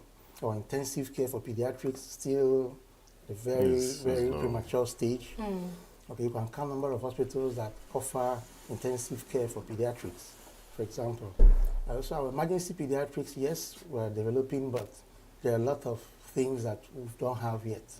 And there are a lot of children that we should be able to save that we don't save. Then on the angle of preventive health, again, that is, a lot of factors are in interplay. Okay, when you don't have adequate housing, you don't have good roads, you don't have electricity, you don't have potable water, all these things culminate into, poor preventive practices. And so we still have vaccine-preventable diseases. We still have diseases that, we should be able to prevent in our country, still at the top list of the diseases that we have that kill our children in Nigeria. And these are unfortunate situations. Amazingly, you've been able to cover the challenges and even some of the issues you facing in this department. But I'd like to ask, you said it's that there are a lot of diseases affecting children. What is the most commonest that affects kids? Well, commonly, even just like people tend to underrate, one of the commonest remains the malaria, the age-long malaria, which kills close to 500,000 children annually, globally. Between the age of? 0 to 5. Wow. And then Nigeria contributes a huge percentage of these numbers. We contribute close to 30% of this figure. How so? And that is worrisome. Okay, and so you talk about other diseases, you know, cholera, pneumonia, okay, diarrhea diseases, okay, and then of course HIV, tuberculosis. These are common diseases that kill our children. And a good number of times, preventive measures are there that can reduce their numbers, okay, and then there are treatment modalities that are available and should be affordable so that we can reduce the death rates. You said 30% are from? More than 30% of the deaths recorded from malaria are attributed to Nigeria. To Nigeria, yes. So what role, you talked about vaccination before, what role do you think vaccination play in improving health, and how effective are Nigeria's immunization programs, in terms of playing that role right now? Okay, thank you very much. That's a very good one. Well, vaccines, in fact, vaccines are one of the foremost and the most impactful, development that has happened in the world of health. Okay, since the advent of vaccines in the world has been able to reduce death, morbidity and mortality from vaccine-related diseases. You can go back years back when it was the era of smallpox, okay, and then all the other vaccine-preventable diseases that vaccines have helped us to significantly, drastically reduce their numbers in terms of the numbers that come down with them, and then the morbidity and mortality that occur, even for those that eventually come down with them. So vaccine is the single most important intervention that has happened in health worldwide. And so when we come down to vaccines generally, the Nigerian schedule, which is the National Program on Immunization, yes, a lot has happened, okay, a lot of vaccines are there, but there are also a lot of criticisms that have come up.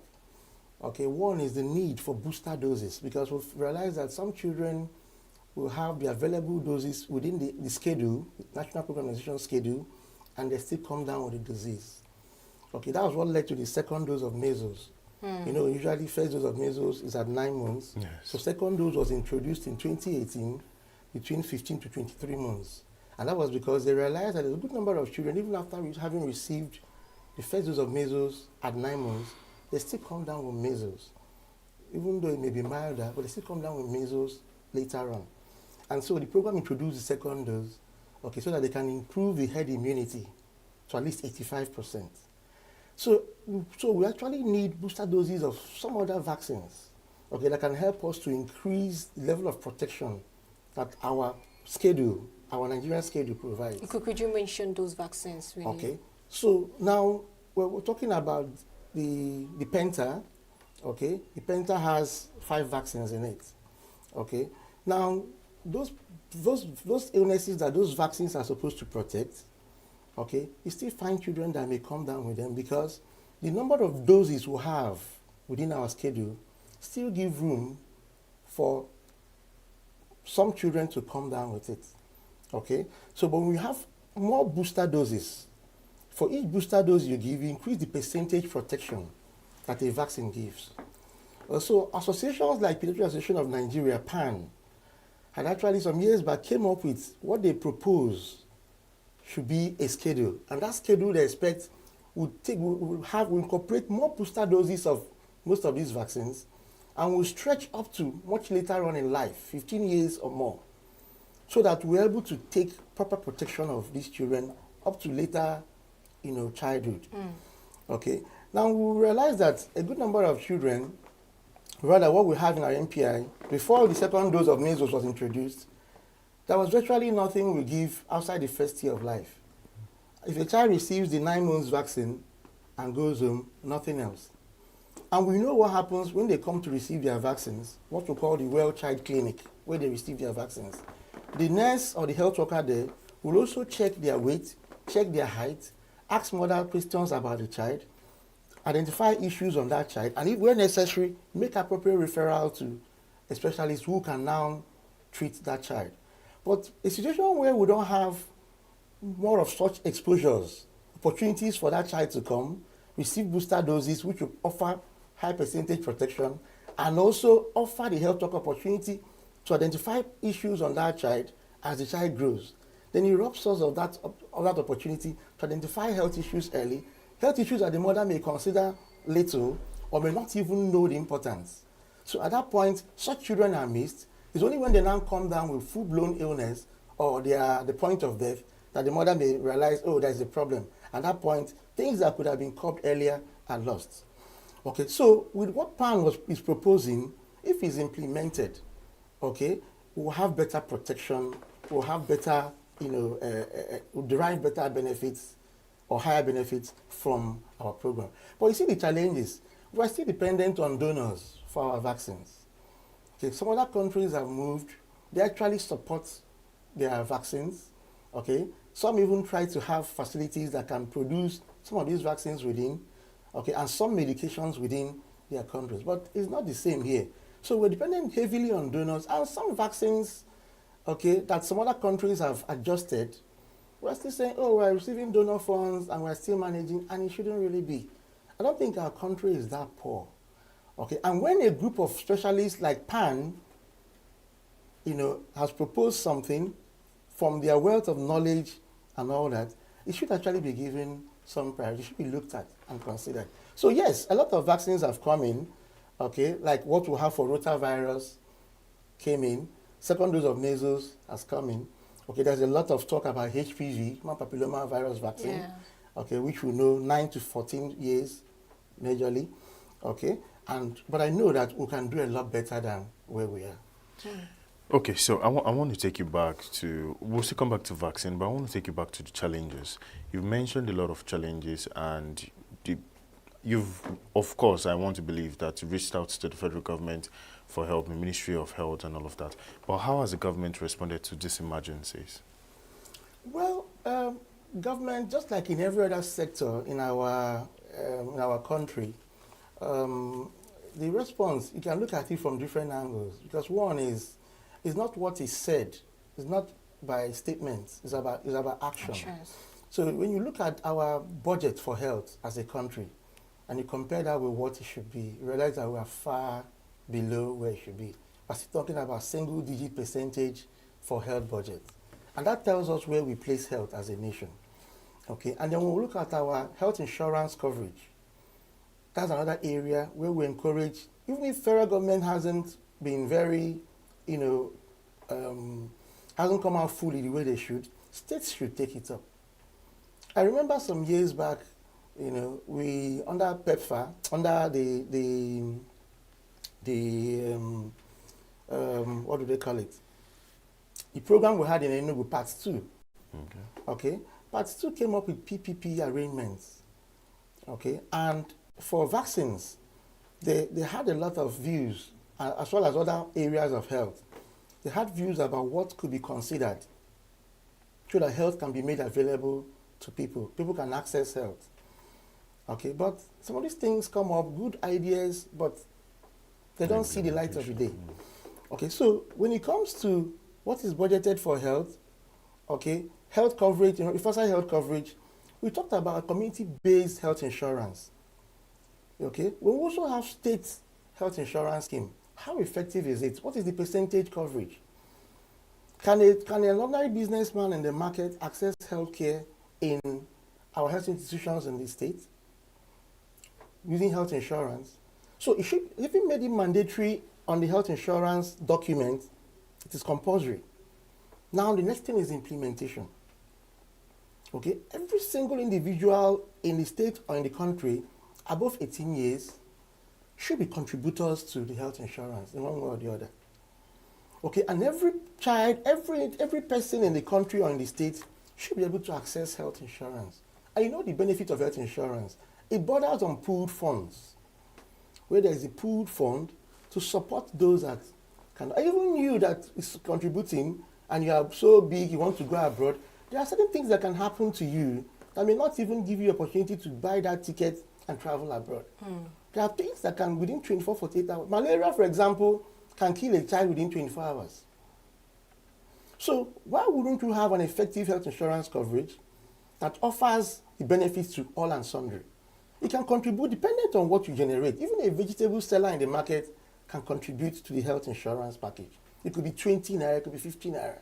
But what you know is that there are basic illnesses that should be covered. And when we have that pool of fund and it is big enough, we can actually expand the range of what we have currently. Currently, we have some illnesses that may still look quite basic, but it's not covered by the health insurance. You have to pay out of pocket. Okay, and then instances where you go to and you can't even have any meaningful drug. They'll be giving you drugs that are the very cheap ones that they are even not so certain. And they will tell you that's what the coverage can, that's what the health insurance can cover. Yeah. So in other places where it's working well, you can do major surgeries with your health insurance cover. You can access any drug you want with your health insurance cover. And that is what we should be aiming towards. So everybody, having made it mandatory on paper, it should actually be compulsory in real action. So how are pediatricians in Nigeria, dealing with the high rate of infectious disease? Because yesterday, from one of our newspapers, we heard that, we got that there's an increase in the kwashiorkor in children right now. But these are the things that we rarely see, we rarely hear about. But right now, it's being in the increase. And you can attribute it to malnutrition, you can attribute it back and trace it back to high rates of or cost of living in Nigeria. So how are the pediatricians dealing with these rates, these high rates of infections, different infections among children? Yes, thank you very much. Well, I must tell you that I work in Children Emergency Room in Park Lane. I'm the unit head before I became the head of department. And I realized that, in fact, since middle of last year or thereabout, there has been an upsurge in the number of malnourished children we see in Children Emergency Room. In fact, in Children Emergency Room, let me not start quoting, let me use what we see on ground, not just what is on paper, statistics here and there. We realize that close to half of every patient that comes into Children Emergency Room have one form of malnutrition or the other.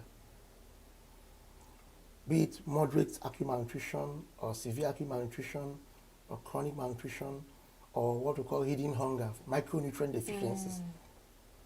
And we know that this malnutrition, what do they cause? They make a child more susceptible to diseases. And when a child is malnourished and has an additional illness, the likelihood of a bad outcome from that illness is increased several folds by the presence of malnutrition in that child. And so when you have a child that is malnourished and that child comes in ill, there are several factors. You also look at the nutritional status of the parents, look at their socioeconomic background, okay? What job are they doing? What is their economic indices around them? What is the educational background? Okay, these are the things that perpetuate poverty. And then harsh economic and political conditions we have within and outside the country, particularly within the country. And so malnutrition is a very big problem that has changed the landscape, the outcome of our patients in different aspects, both those in the emergency room, those in the wards, and what have you. Now, the Association of Nigeria, PAN, has an advisory role. Okay, as an association, just like every other association that advocates for the rights of children, okay, they advocate and they try to interact, they try to come in with views, they come up with their statistics, their data, and they try to advocate for the rights of children. But one thing is to advocate. Another thing is that your advocacy may not see the light of the day. It may not bring about a change. But you don't stop advocating, and that's what PAN does largely. So PAN there is a pool of specialists handling child health, children, and they come up with suggestions, they come up with advocacies, they come up with advisories to government. But whether they utilize that or not, it's something that we all can answer. In most cases, they are not really utilized, and that is where the issue is. Okay, so we now look at what do we do? A good number of pediatricians go to hospital with money in their pockets and they go home empty. I can tell you that as a pediatrician, children emergency where I work. If you go to certain hospital with money in your pocket, you know the kind of person you are, how hard your heart is, that you go with money and go back with that money or part of it. And you got to a level where people now go, pediatricians now go seeking for help from NGOs, individuals, philanthropists, so to see how they can raise money to support those. A patient will come to the hospital without a kobo. You cannot buy a card for you to even write. You can, when you finish writing, after you've bought card for the person cannot provide the basics. So that's how bad it is. Now you look at what the child is eating, you realize that it cannot even, that is not compatible with life. You know, as we may look at it, it may sound funny, but we heard about this. We had the story of a woman that gave her children poultry feed. Yes. Probably that may be someone that works in a poultry, because even poultry feed is not cheap. That may be a woman that works in a poultry and, you know, of course, took some and went home and fed the children with it. That tells you how bad it is. So malnutrition has increased. The figures we had in our country, in our state, as at 2017-18, is different from what we have now. It's approaching close to 40. People talk about 17, 21% some 3-4 years ago, but it's far beyond that as we speak. And that is how bad it is. Okay, so let's talk about vaccine now. Just a few weeks ago, we heard that we've been given from World Health Organization, about 800,000 plus vaccine for malaria for 0 to 5. And you said that's the most, that's the age range for which the mortality rate is high for malaria deaths. Now, I want to get your perspective on that first before I move on with my question. Okay, yes, that's a very good one. 846,000 units, and then additional 153, 154,000 should have come in yesterday, according to the Ministry of Health. I'm here to confirm if you are right. So we're expecting a 1 million vials or units. Okay, so the malaria vaccine has been something that has been, the struggle to get a malaria vaccine has been on for over 30 years. Okay, and part of the reason why there was a challenge in coming up to the vaccine is because of the multi-stage nature of the parasite. So it was difficult for you to pin it down easily. Okay, but we now have two different vaccines, what we call the RTS-S and then the R21. Okay, the RTS-S is commonly known as the mosquitoes. Okay, and all these target the sporozoites. The sporozoites are a particular stage of the parasite, which is one of the initial infective stages. That organization, so as they come out to begin to cause their processes, they are destroyed by what the vaccine has done. So the vaccine, when it's given, what does it do? It stimulates the body to produce immune cells against those sporozoites. Okay, so when the mosquito bites the person and introduces the parasites, as they go through their stages and then come out in the bloodstream to start the clinical signs and symptoms, the antibodies that are produced by the body in response to that vaccine that was given will now clear those sporozoites.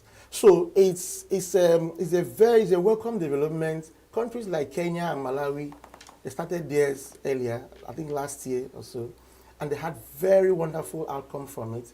They had up to 75% decline in cases of severe malaria. They had over 13 to 30% decrease in the percentage of overall mortality in children less than 5 years in these countries. So Nigeria's case will not be different.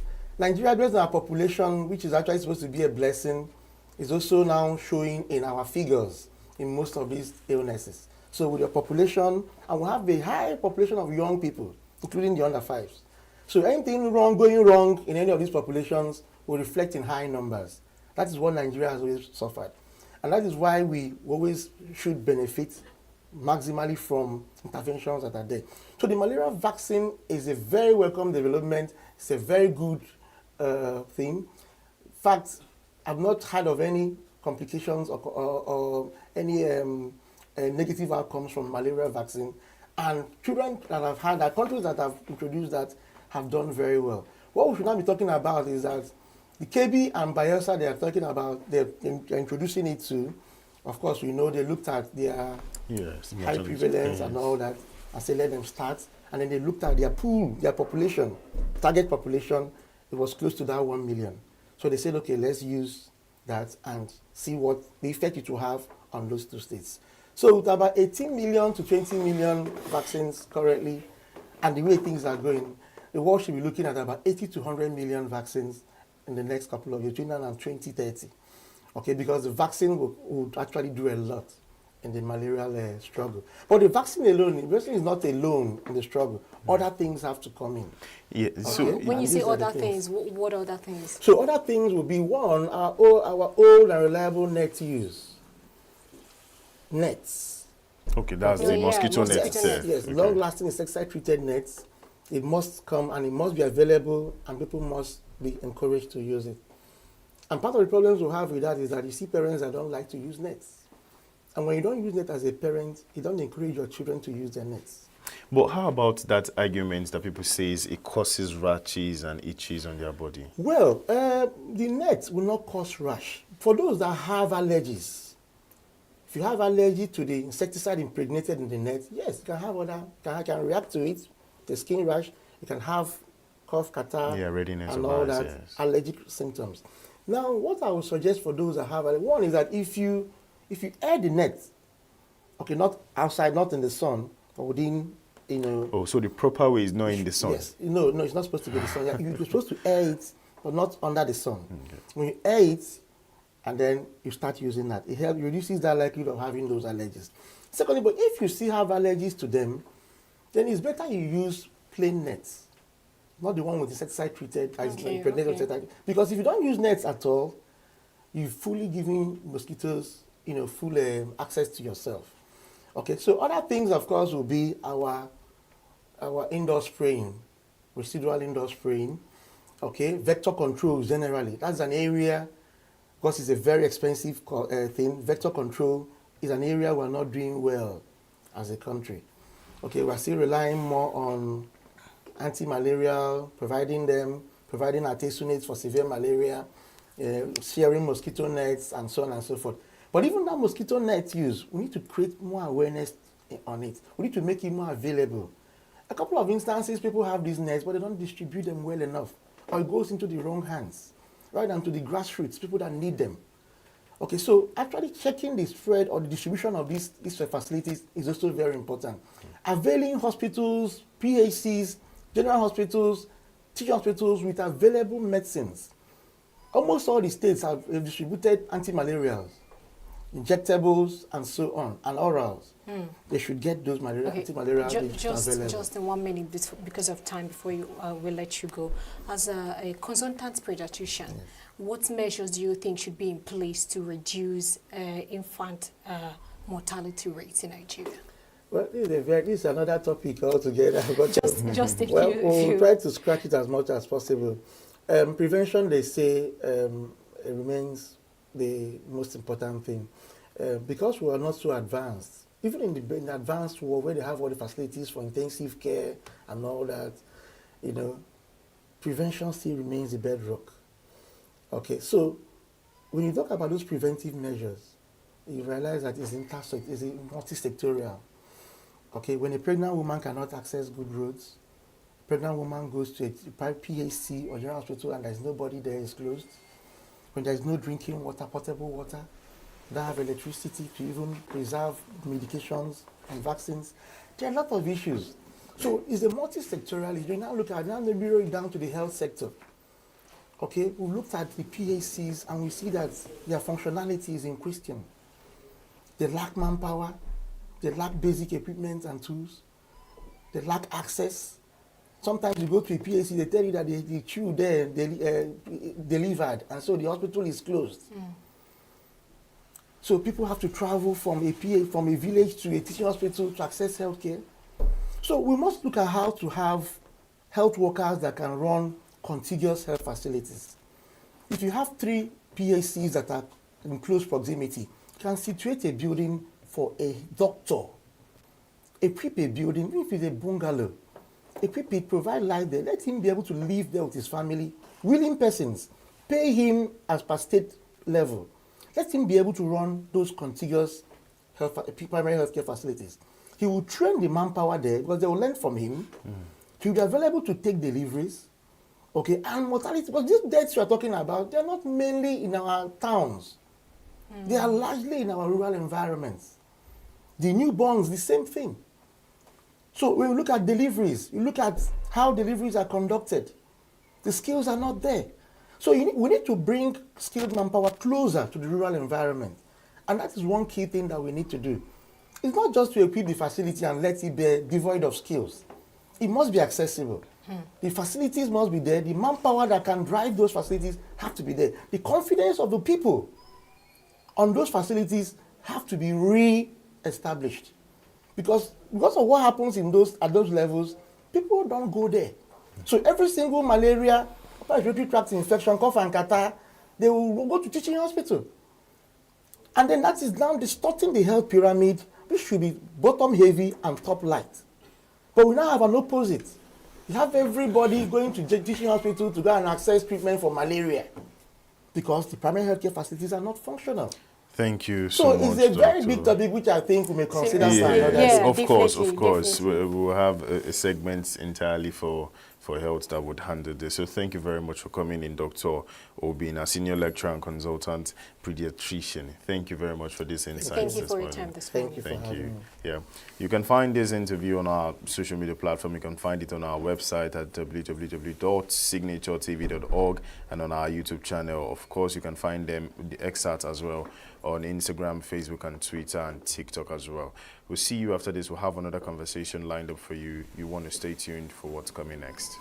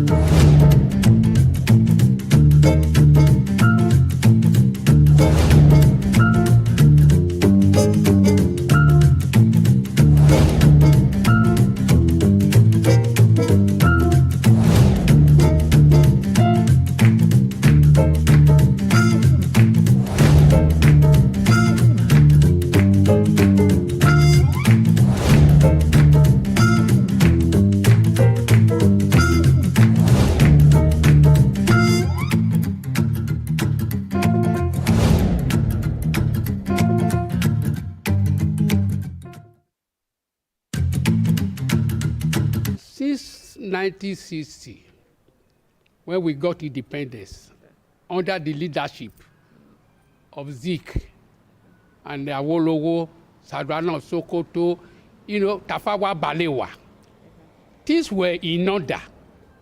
I was a very young person that time.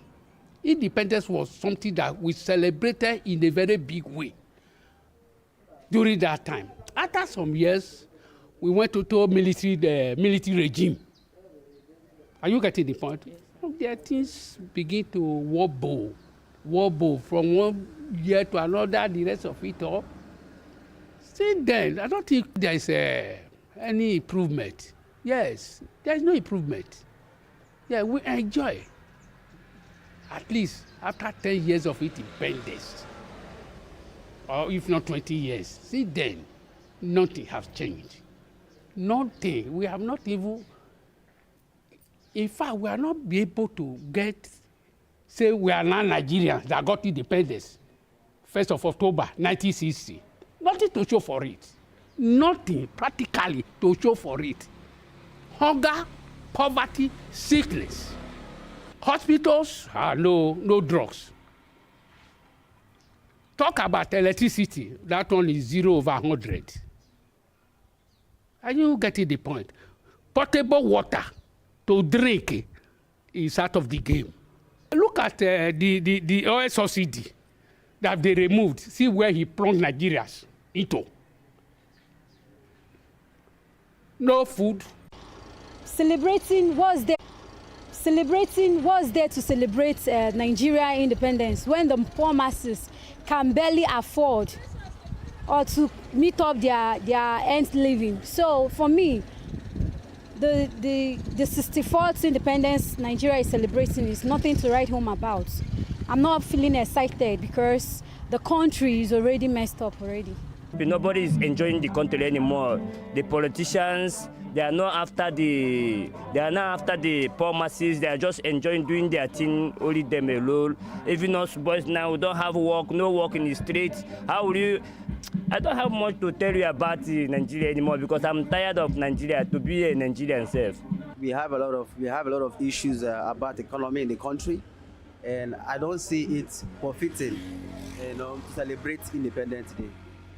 Because they're talking about the light issue. I think that they promised is this a 24 hours light, but definitely we are not seeing it at all. Okay, like in my area right now, we don't have light. So we kind of we plead, so that they will kind of treat the masses well, and we should have good government in this country. Because apart, like what I've seen in the past years until now, we have been. Welcome back. We have another interesting conversation. I mean, let's talk about language, culture, art, and development. How is this, evolved over the years? A lot of people have questions and concerns saying that probably because of Nigeria, we're too much, the culture is too much, the languages are too much. That's why we're having a lot of issues and all of that. But no, we want to look at it in a different perspective today. We want to get from an expert who's going to be discussing this conversation, language, culture, art, and development, how it is an advantage to us than a disadvantage. We have in the studio with us Professor Uchenna Pamela Vasa. I hope I'm pronouncing it well. You are. Okay. She's a professor of Spanish and Afro-Hispanic Studies. So it's amazing to have you here with us in the studio this morning. Thank you very much. You're welcome. And I must confess, you look fantabulous. Oh, well, I'm just going to put it out there. Thank you very much. Yeah, well, that makes me feel very good. You're welcome. So language, culture, art, and development. Tell us about it. Okay. Well, thank you very much for having me. So just wanted to say that I'm adding one extra language to the list. That's amazing. Because we're looking at an international language. We're looking at Spanish. And so we happen to be an outfit that have decided to add one more language to the Nigerian scene. For what reason? For several reasons, actually. Spanish is spoken by almost 500 million people worldwide. And so I think that if we wanted to be competitive in the global market, I think it makes sense for us to learn Spanish. Okay. Second objective is the fact that in the Caribbean and Latin America, you have millions of African-descended people who speak Spanish. And part of our program is to make sure that Nigeria gets to know who these people are. So two main objectives. One, bring an awareness of Spanish cultures. And the second objective, bring awareness of the Spanish-speaking African diaspora. Amazing. So, can you speak a little bit of Spanish for me? Claro que sí. Buenos días a todos ustedes. Okay. Oh my God. That was really good. We want you to interpret what you Okay, I just said good morning to every one of you. That was really amazing, I must confess. Amazing. So, okay, we've had this issue, we've had this school of thought from some set of people saying that because Nigeria is a big country, has a lot of language in it, a lot of culture and all of that, is the reason why this diversified. What's your take on this and what's your perspective on this? If handled properly, there's nothing wrong with diversity. I think it's a good thing. But if it's not handled properly, diversity can be a source of dissension, a source of problems and acrimony and things like that. So diversity is a good thing. And the more the language, the more the merrier. Language means culture, or has some kind of there's a link between language and culture. And culture is also very important. But once you begin to look at other languages as something less than, or if you begin to look at other cultures as something less than, then that creates a problem. But going back to Spanish, what we're actually looking at is the fact that all those African-descended peoples in the Caribbean and Latin America came from what used to be known as the Bight of Biafra and the Bight of Benin.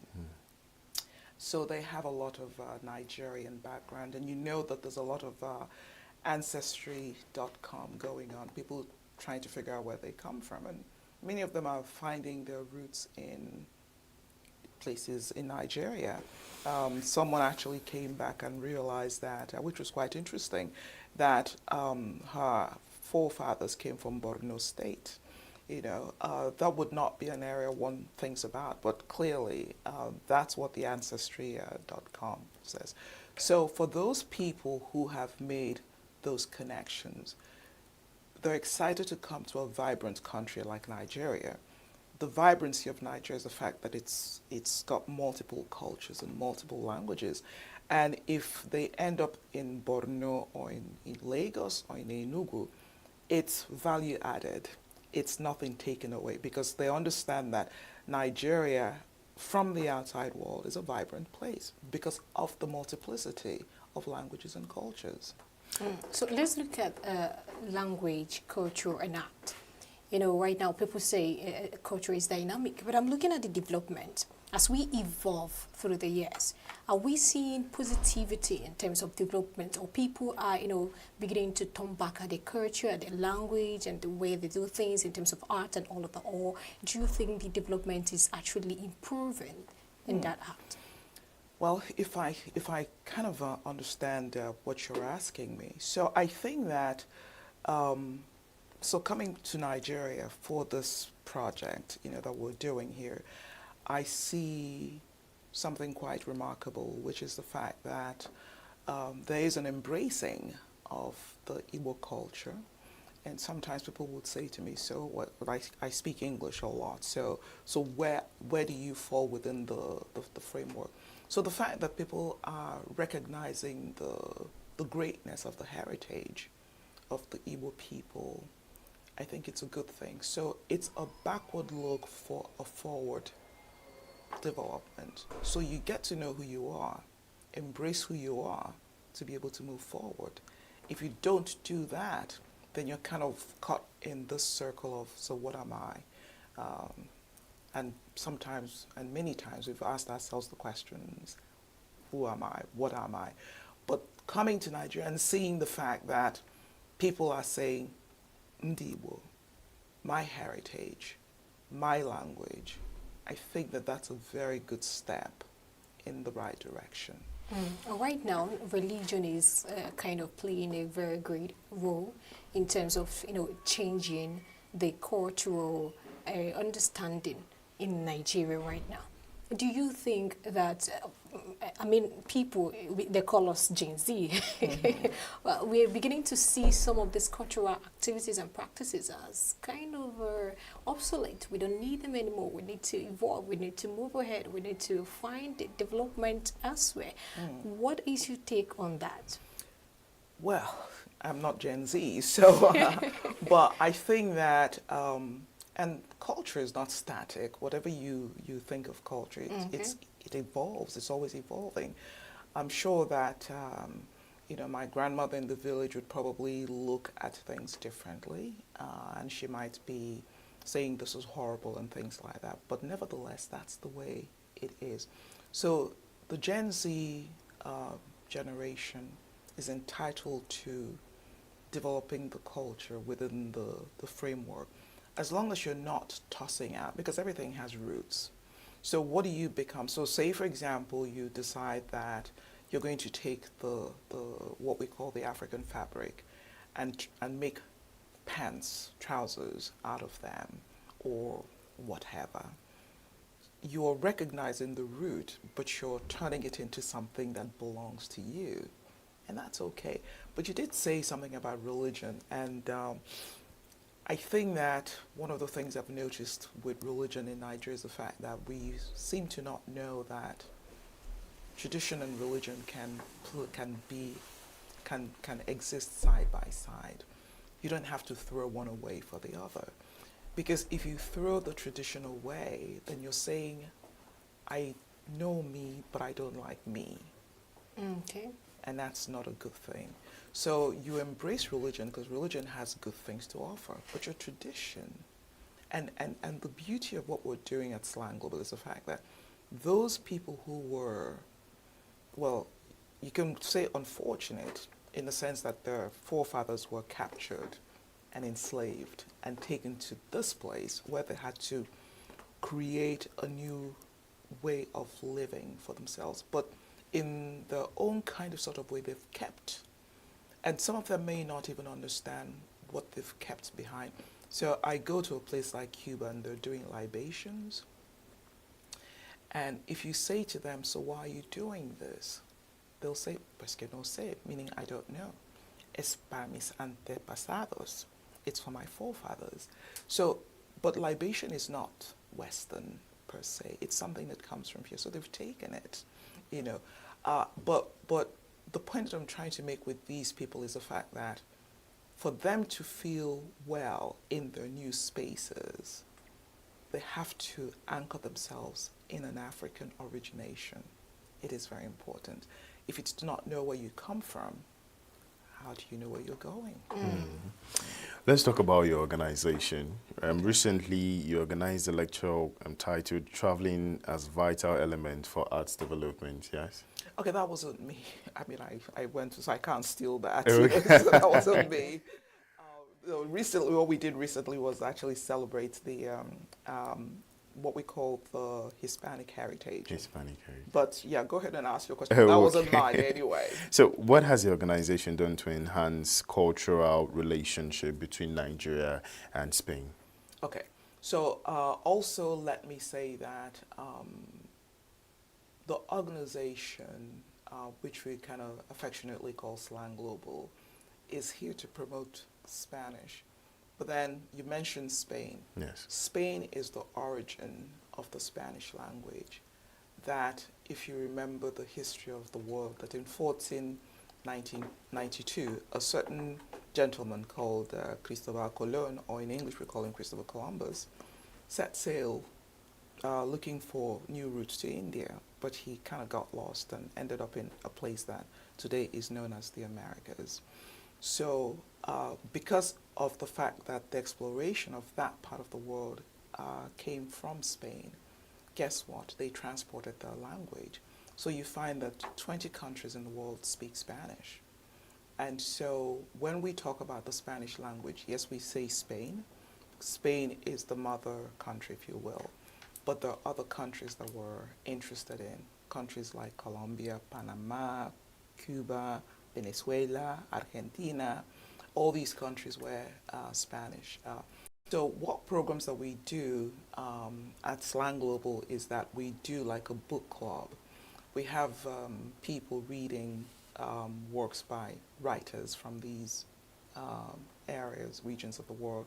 We do poetry reading. We show films from these regions of the world, and then have people kind of watch the films. And then one of the things I'm also trying to get people to understand is that when I say the African diaspora, I'm actually, if you go to Cuba or Panama, you're going to see people like you. So it is so, we're so connected, but we're so disconnected. So the films that we watch or the books that we read are for people in Nigeria to recognize the fact that indeed this history that happened almost 400 years ago, which was the transatlantic, actually no, it started 400 years ago, it ended in the 19th century, has a lot to do with where we are, how we move forward, and so on and so forth. You were live at the Life in My City yesterday. I was. Yes. So how was it? I want to hear your experience. It was actually very, very, I mean, again, for anyone who isn't in Nigeria, I would like to say to them, think about Nigeria differently. Because many times we have negative thoughts about Nigeria, and we send those out, and that's what we perpetuate outside. life in my city is a wonderful expression of what is good about Nigeria. And I'm sweating, so sorry about that. yeah. So yeah. So to make it, so it's a wonderful thing about it was an expression of what is good about Nigeria. So you have this organization that brings together these talented young people, and you reward them for their their good work, which is the artistic expression. So life in the LIMCAF has been around for 17, 18 years, and it's doing great work. And I would love for everyone who watches this show, who gets to see this, to recognize that good things are happening in Nigeria. And anyone who's out there who has good ideas can bring it back to help the young people in this country. Let's talk about art. Yes. Art, as an expression or application of human creative skill and imagination, typically in visual form. Watching the video, I think some of our correspondents were in your organization the other time. We saw beautiful artistries, beautiful artworks, and all of that. What do you think is what was the place of art in Nigeria's development right now? That's a good question. So I think it's very important, and Slang Global is a place where I have put out there artwork by local artists. Sorry, I was a little bit distracted. So, so by local artists, and the reason why is because, and what I do with Slang Global is that I show those art pieces to the counterparts in Latin America and the Caribbean, for them to see that art in Nigeria has actually is beyond the spears and the daggers and the mud hearts and the masks and all that. So that art in Nigeria is very contemporary. And so when they look at the pieces we have at Slang Global, they're saying, so they're saying this is great work, this is good work. We can see the and I see people dancing and all of that. Let me say a little bit about the salsa class. Exactly. So yes, so one of the things that we did, because we surveyed the young people before we started the Slang Global, and the young people said a number of things to us. They said, that they watched the telenovelas and they like the Spanish music, the new artists coming from the Spanish-speaking world, and all that stuff, and dance. And so, and then one day a young man came to Slang Global and said, I teach salsa. And I was like, you do? And you're from Nigeria? And I said, show me. And that's our Mr. Paul right there. And so he came. I can feel the dance. Yeah, and he has been very, very instrumental. And it's a very popular, every Friday, starting at 4:30, we have the salsa class, and it's been a hit. But I hear people who do salsa dance say that it's not just even about dance, it's the fact that it's like exercise. You're dancing, your body, all your part of your body's moving. The people who come for the class, they say things like it's an outlet. So it's been, because Nigeria, let's face it, we're having a little bit of a challenge in Nigeria presently. But they come and they say the energy, it allows them to forget. It allows them to have fun. It allows them to network with other young people. I think it's a wonderful outlet for them. So for anyone who's watching, we're there every Friday, 4:30, and it's a fun class, and it's a fun thing. Is it a free class? It's not free, but it's not expensive. And the reason why it's not free, because we do have to support the instructor. So what we get from people who participate is to pay the instructor. I think he deserves it. Okay, so moving over, how can Nigeria, how can policies start our leaders make support art, culture, and language? That's a good question. Yesterday, I was talking to someone at the event, the Lim Cafe event, and I said, how does one get the government to recognize that there are programs in the city, in the state, that are here to help people? We're speaking from the perspective of art and cultures, and we're doing what we can, but I don't know that the government knows that we exist. Now, if I have tried to make it so that the government finds that we exist, it's not possible. Perhaps I'm not sure what they think, but I would love for them to know that the governor and his agenda talks about the youth and development. That's what we're doing at Slang Global. We're not looking for a contract or something. We're saying, recognize us, partner with us. Let's do something good for the city of ENUGU. Let's do something great for the state of ENUGU, because that's what we're here. I have this talent. I came together with a group of people from El Salvador, Cuba, Mexico, los Estados Unidos, the USA, and we decided to do this thing. And I would love to have the state recognize that it's about making connections between Nigeria, ENUGU, and the Caribbean and Latin America. Okay, just before we let you go, because of time, I would want to ask you, what do you intend to achieve from your organization? What exactly, just in 1 minute? So, what do I intend to? Again, I used the word connection, and I actually found out that in the Igbo mythology or worldview, the word connection is actually the key.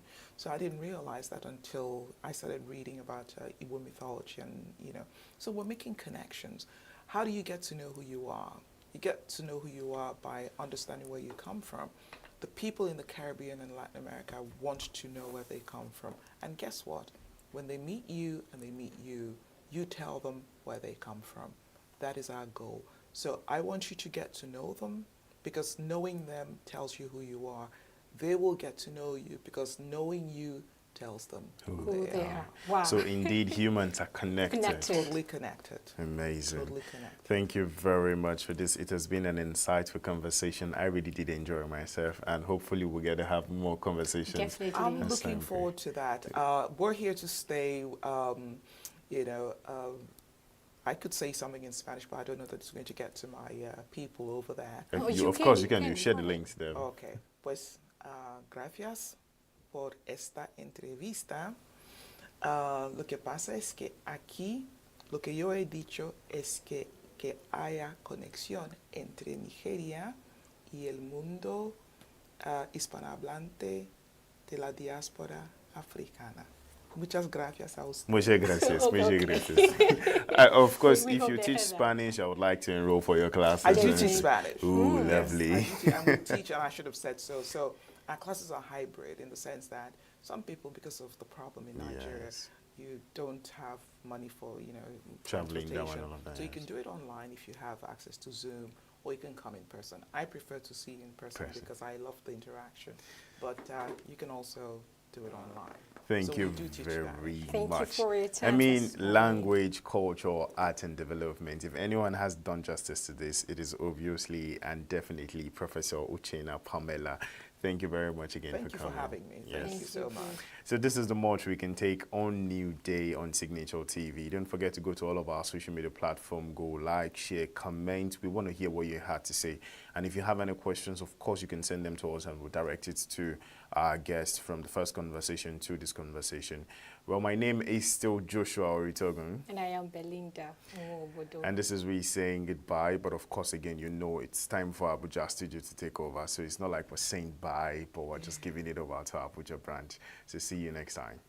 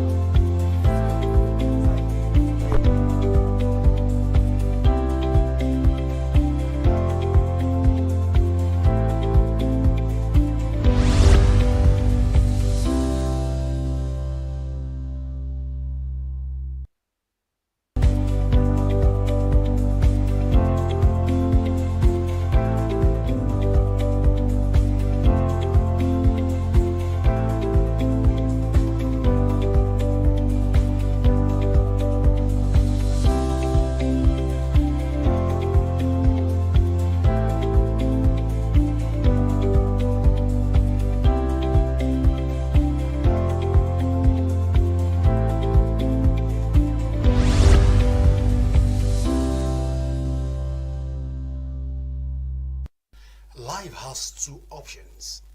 Is it that we win or we lose? Is it that we love or we hate? Is it that we win or we lose? If you live, win, and of course love, then you've tasted the sweetness of life. It's my way of welcoming you to a new day this morning on Signature TV. I am Godwin Sunday. Now you're wondering why I got that lyrics from. I got the lyrics because this morning I'll be talking with a star who happens to be a musical star, and her name is Star Sally. She'll be sharing with us a journey into music and how music has been able to influence her and her life in general. But then we're taking this conversation even from the streets of the North, where it is allegedly believed that music doesn't strive here in the North. A lot of musicians here in the North tend to be merry-bound and they're not popular out there. But how correct is this narrative? Joining me in this conversation, like I said before now, is Star Sally, and she'll be doing justice to street to stardom on musical space. You're welcome to New Day, Star Sally. Thank you so much.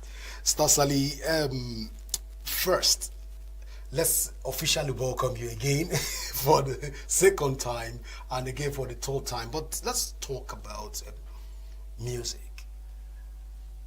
How did you come into music generally? Give us an overview of your musical journey. Okay, it's a whole lot that if I start talking, we might not, We're ready for, let's not end today. We're ready for you today. Okay, so music for me started while I was in school, in the university, Benin State University. So it started while I was almost graduating. Though I had that thought to go into music while I was in school, though, but I was like, contemplating and trying to do other stuff as well as study. So when I was almost leaving, I started to see people accept my music gradually. I started putting out songs, and people really liked those songs, and I was like, okay, I think I enjoy the fact that people listen to my songs and applaud it. So I thought of, okay, let me see how this thing works, and that was how I got into music professionally in 2022.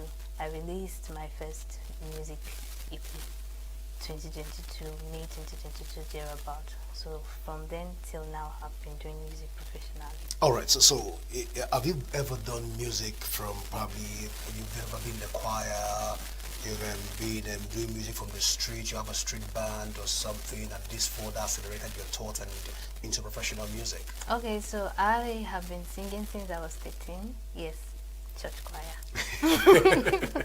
So I've been singing since I was 13 in the church. So while I was in the church, I grew up in a Catholic home.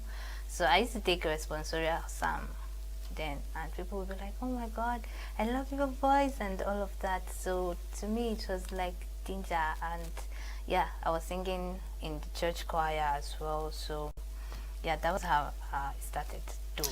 There's a lot of narrative that surrounds Afro and R&B music in Nigeria, and one of those narratives has been that a lot of people get inspired through a lot of things, probably taking they induce themselves into taking substances that inspires them into get into that creative space. How correct is this narrative? I can't really say it is not correct, and I can't really say it's correct. Inspirations for every artist actually differ. So some people try to get in a place where they can draw inspiration from. So maybe that's their own that's their own inspiration. Maybe that's where they get their inspiration from. So, but for me, it's a thing of looking into life, how deep life is, and then trying to see how I can maybe draw words from it and then share it to the world. Yeah. So I can't really say that everybody has to take substance to draw inspiration to write songs. All right. So basically, when artists want to write their songs and compose their songs, it is believed that they usually need a silent space. devoid of crowd or something. Is this correct? Yeah. Not all artists do. Because when I heard you mention that the fact that you derive your inspiration from nature, from everything around you, so it means that yours is a bit different. Yeah, for me it's different. Yeah, because I remember there was one time I was walking on the street, like a very busy street, and like there was this sound that came to my head, and I quickly, most times I just quickly put out my phone and then record, and then I could just maybe find words to it. So I don't really have to be in a very silent space to make music or write something. But maybe for some people though, they work in that space where they just want to channel their minds to somewhere else, so they just need that silence. So for me it's different. I could be in that space too. So it's inspiration comes differently. Like it's not really a particular way. Like maybe, like, I don't know if you get what I'm trying to say, but you don't really have to say you're in a silent space to get it. You can be in a noisy place and also get inspiration. It's just different. It comes differently. All right, so it is believed also again, sorry I'm trying to correct some of the misinterpretation and misconceptions around music before we even start talking about the street itself, music. There are a lot of misconceptions around music, and again, one of them is the fact that music is a spiritual activity, that people need to get themselves spiritually attached or join one association or so. But you are in music. How correct again is this narrative? Okay, so when people say music is a spiritual activity, I think most people misunderstand it. So when you say music is spiritual, there's a connection between you and the artist, and you and the sound, and you and what you listen to. I think that is what it is about, the spirituality of music. So when saying people have to like go into things to make music, like put their hands into like spiritual things, and people do it. I want to really just say people don't. Some people do it. We've heard of situations like that, but for me, what the spirituality of music is for you to be able to align with the music, connect to the music. That's what the spirituality of music, listening to music, is for me. But for other people, it could be that spirituality of music is you have to put your hand into something for people to be able to stream your song, for people to see you as a celebrity. Life is deep. Some people do things to get to where they are. So it happens in all spheres of life, not just in music alone. In the North, it is believed that females doing R&B, receptions to female doing R&B is not that wide, because there's a lot of resistance when it has to do with R&B music for women, Afrobeat in the North, so we don't get that reception. But tell me, how's it been so far doing R&B and Afrobeat in the North? How's the reception been so far? It has been nice for me, because I've been able to secure a fan base where people actually accept my music and accept me and for my music how it is, and the fact that I think R&B and Afrobeat is accepted. So I feel like anybody can be accepted in this world we are now. It doesn't really have to be the fact that you are from the North. So even if the North does not accept R&B and Afrobeat, move from the North and go to somewhere else. But the North has a way they receive music. I would say gospel music mostly move in the North. You know, we from the North, we are spiritual people. So gospel music, yeah, kind of strives better than Afrobeat and R&B. But it depends on what part of the North you are as well. Yeah, that's it. All right, so let's take your music back to the streets of the North. I won't agree that Northerners' reception has been welcoming so far in the North, but you started from the street, and of course you have friends that you do music with on the streets. Let's get that journey of yours from the streets. Did you ever do music in your classrooms in secondary school, primary school, or eating what we call pakpangolo in Lagos or something? Have you ever been in yes, traditional music? Okay, so from secondary school, yeah, I took some bit of choir now in primary and secondary school. I was a leader then. Yeah, I do take songs, and when I was in the university, I had some bit of competitions I went into to like try out my voice, try out myself, and yeah, I think I won some. Yeah, I actually did. The last one I won, that was when I met like friends that brought me properly into the music industry. That was like in 2018. I went for a competition, and I met some few people who were like, you sing amazingly well, so we would like you to come to the studio, let's hear you record something. So the next week I went to the studio.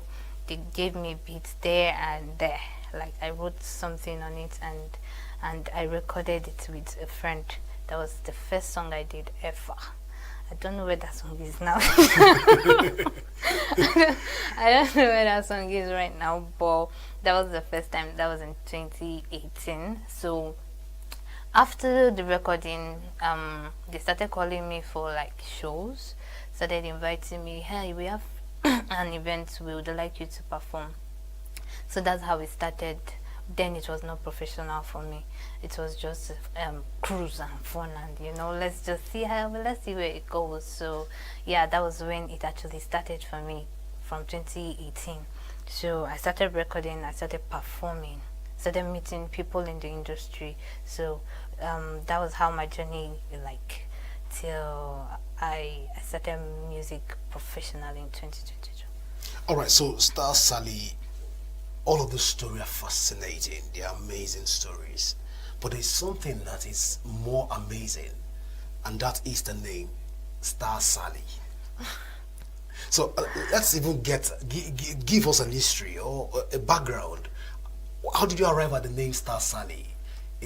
Was it a spiritual inspiration or something also? Or let's hear you. So I had this confusion on the name I wanted to use, like my music artist name.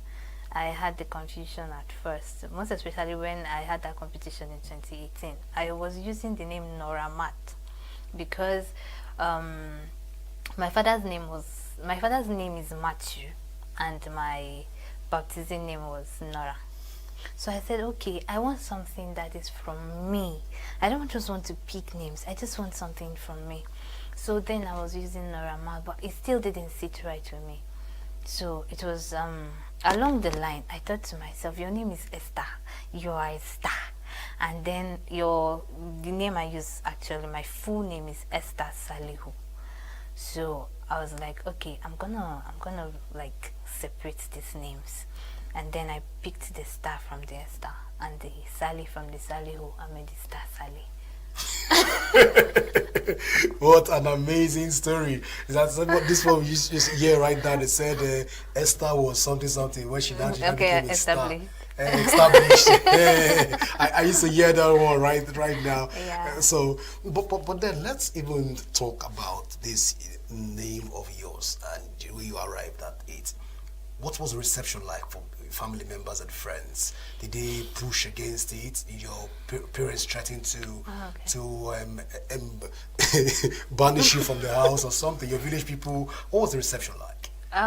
Luckily for me though, my parents have always been supportive. Like they've always been my fans, like my ride. They're one reason I do music. They have always been my inspiration. So they've never really complained about my name. They've never really had an issue about my brand, my name, or any of such. So they just accept it as it comes. So I've always been like really cool with the fact that my parents are okay with my brand name, my brand, and yeah, I feel really happy and blessed about that. And your friends and villagers also, they had no choice but to succumb to the name also? Yeah. Everybody is used to the name already. So Most do people don't even call me Esther. They don't even know my name is Esther. They just call me Sally Star Sally.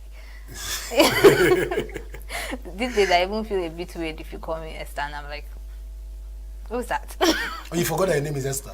I didn't forget. All right, so let's talk about a brief of your musical journey. It is believed again that a lot of people just dabbled into music without having any form of educational background. But lead us through this line. You've mentioned before now that you were, when you were in school, you mentioned twice. But how correct is this? Is it to say that most musicians are not professionally schooled? Okay, so there are musicians that just start music from the streets, and they just want to just continue doing music and see how far they can go. And there are musicians like us that found ourselves while we were in school. So it's different for everybody. Some of them do go to school like after they've made it, like King Madi. King Madi is not in the university yet. Like he like her film came while she was jam. So for her, she can still go into school, but right now she just focuses on her study and she just focuses on her career. So it's different for everybody. Some people don't really have the funds to go into school, so they just try to make music a source of income for them. So I think it's different for everybody. It's different for everybody. Now, we'll go for a short break, but before we go on that short break, we want you to do one of the songs from your EP. I know you have an amazing voice. Well, let's get that voice right now, and let's hear you sing, do a song for us while we go for this short break. Okay, so this one is titled Love Lines because it's one of my favorites and because it talks about love. All right, now I'm shy. Well, let's hear it. I'm just gonna do the chorus. Mind my voice. No, you're a star, so you're Sally the star. Okay, Esther the Sally. Sorry, star Sally. Don't confuse it. Okay, let's see. Baby, I cannot promise you the world, 'cause you are my word, so I would hold it carefully with me. My love, even in the darkest times, you know that I will never leave you. I would always be here. I'll be here. You know that I will never leave you. I would always be here. Be here. You know that I will never leave you. I would always be here. Yeah. That was amazing. That's beautiful. Thank you. That's beautiful. Thank I wanted you. to ask if you eat Gary, but then I already said we'll go for a break, right? Now we'll go for this break. I will come back. We'll get into more conversation with Sally, Esther, and Star Sally. See you after this break.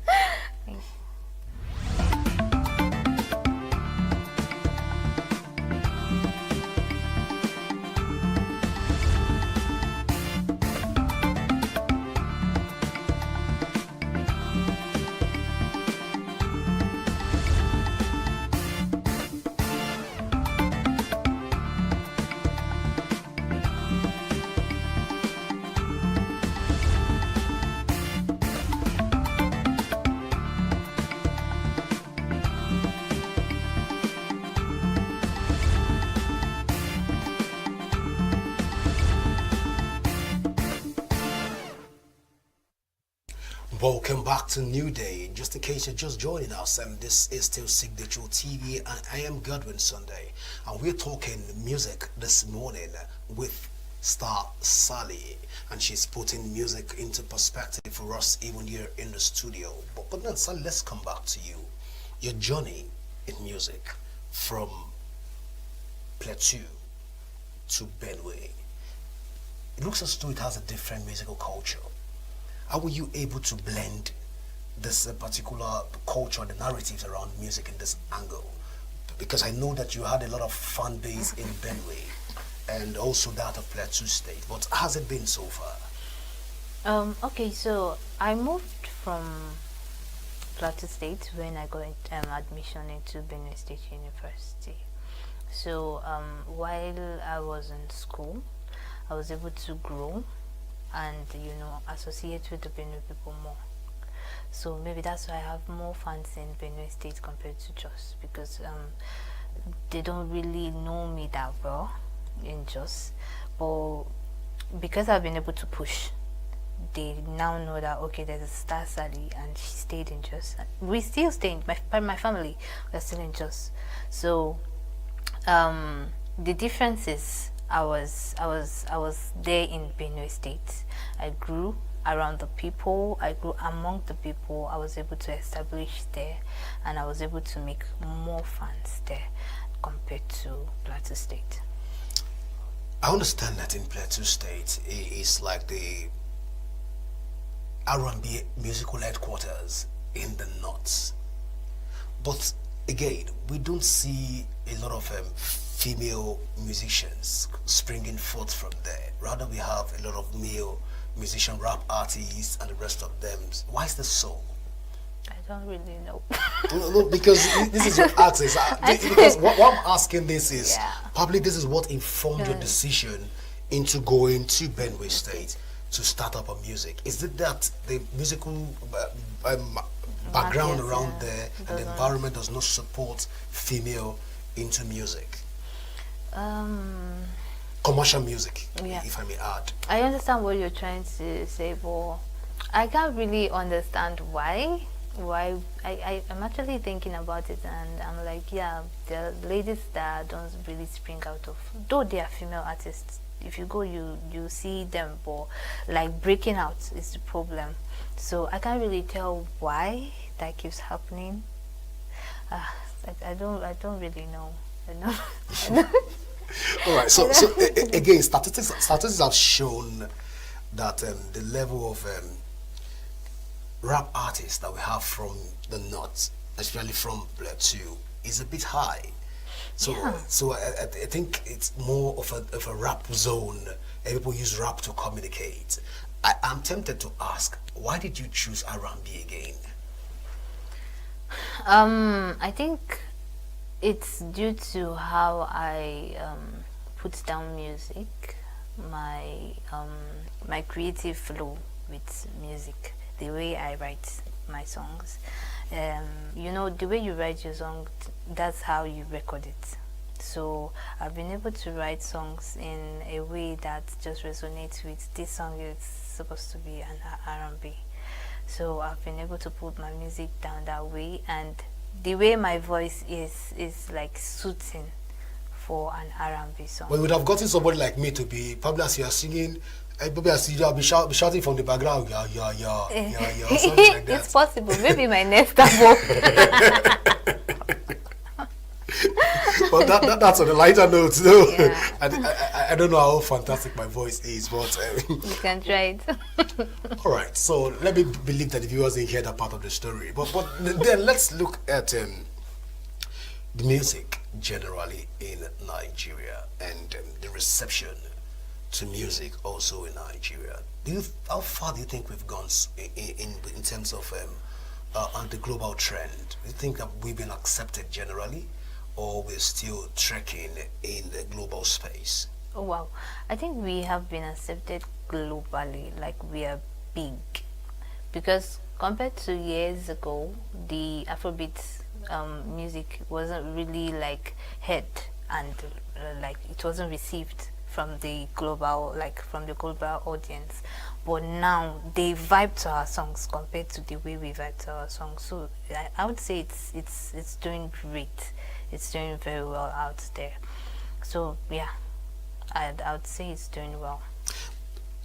Nigerian artists tend to be surrounded with all form of controversies and all of this.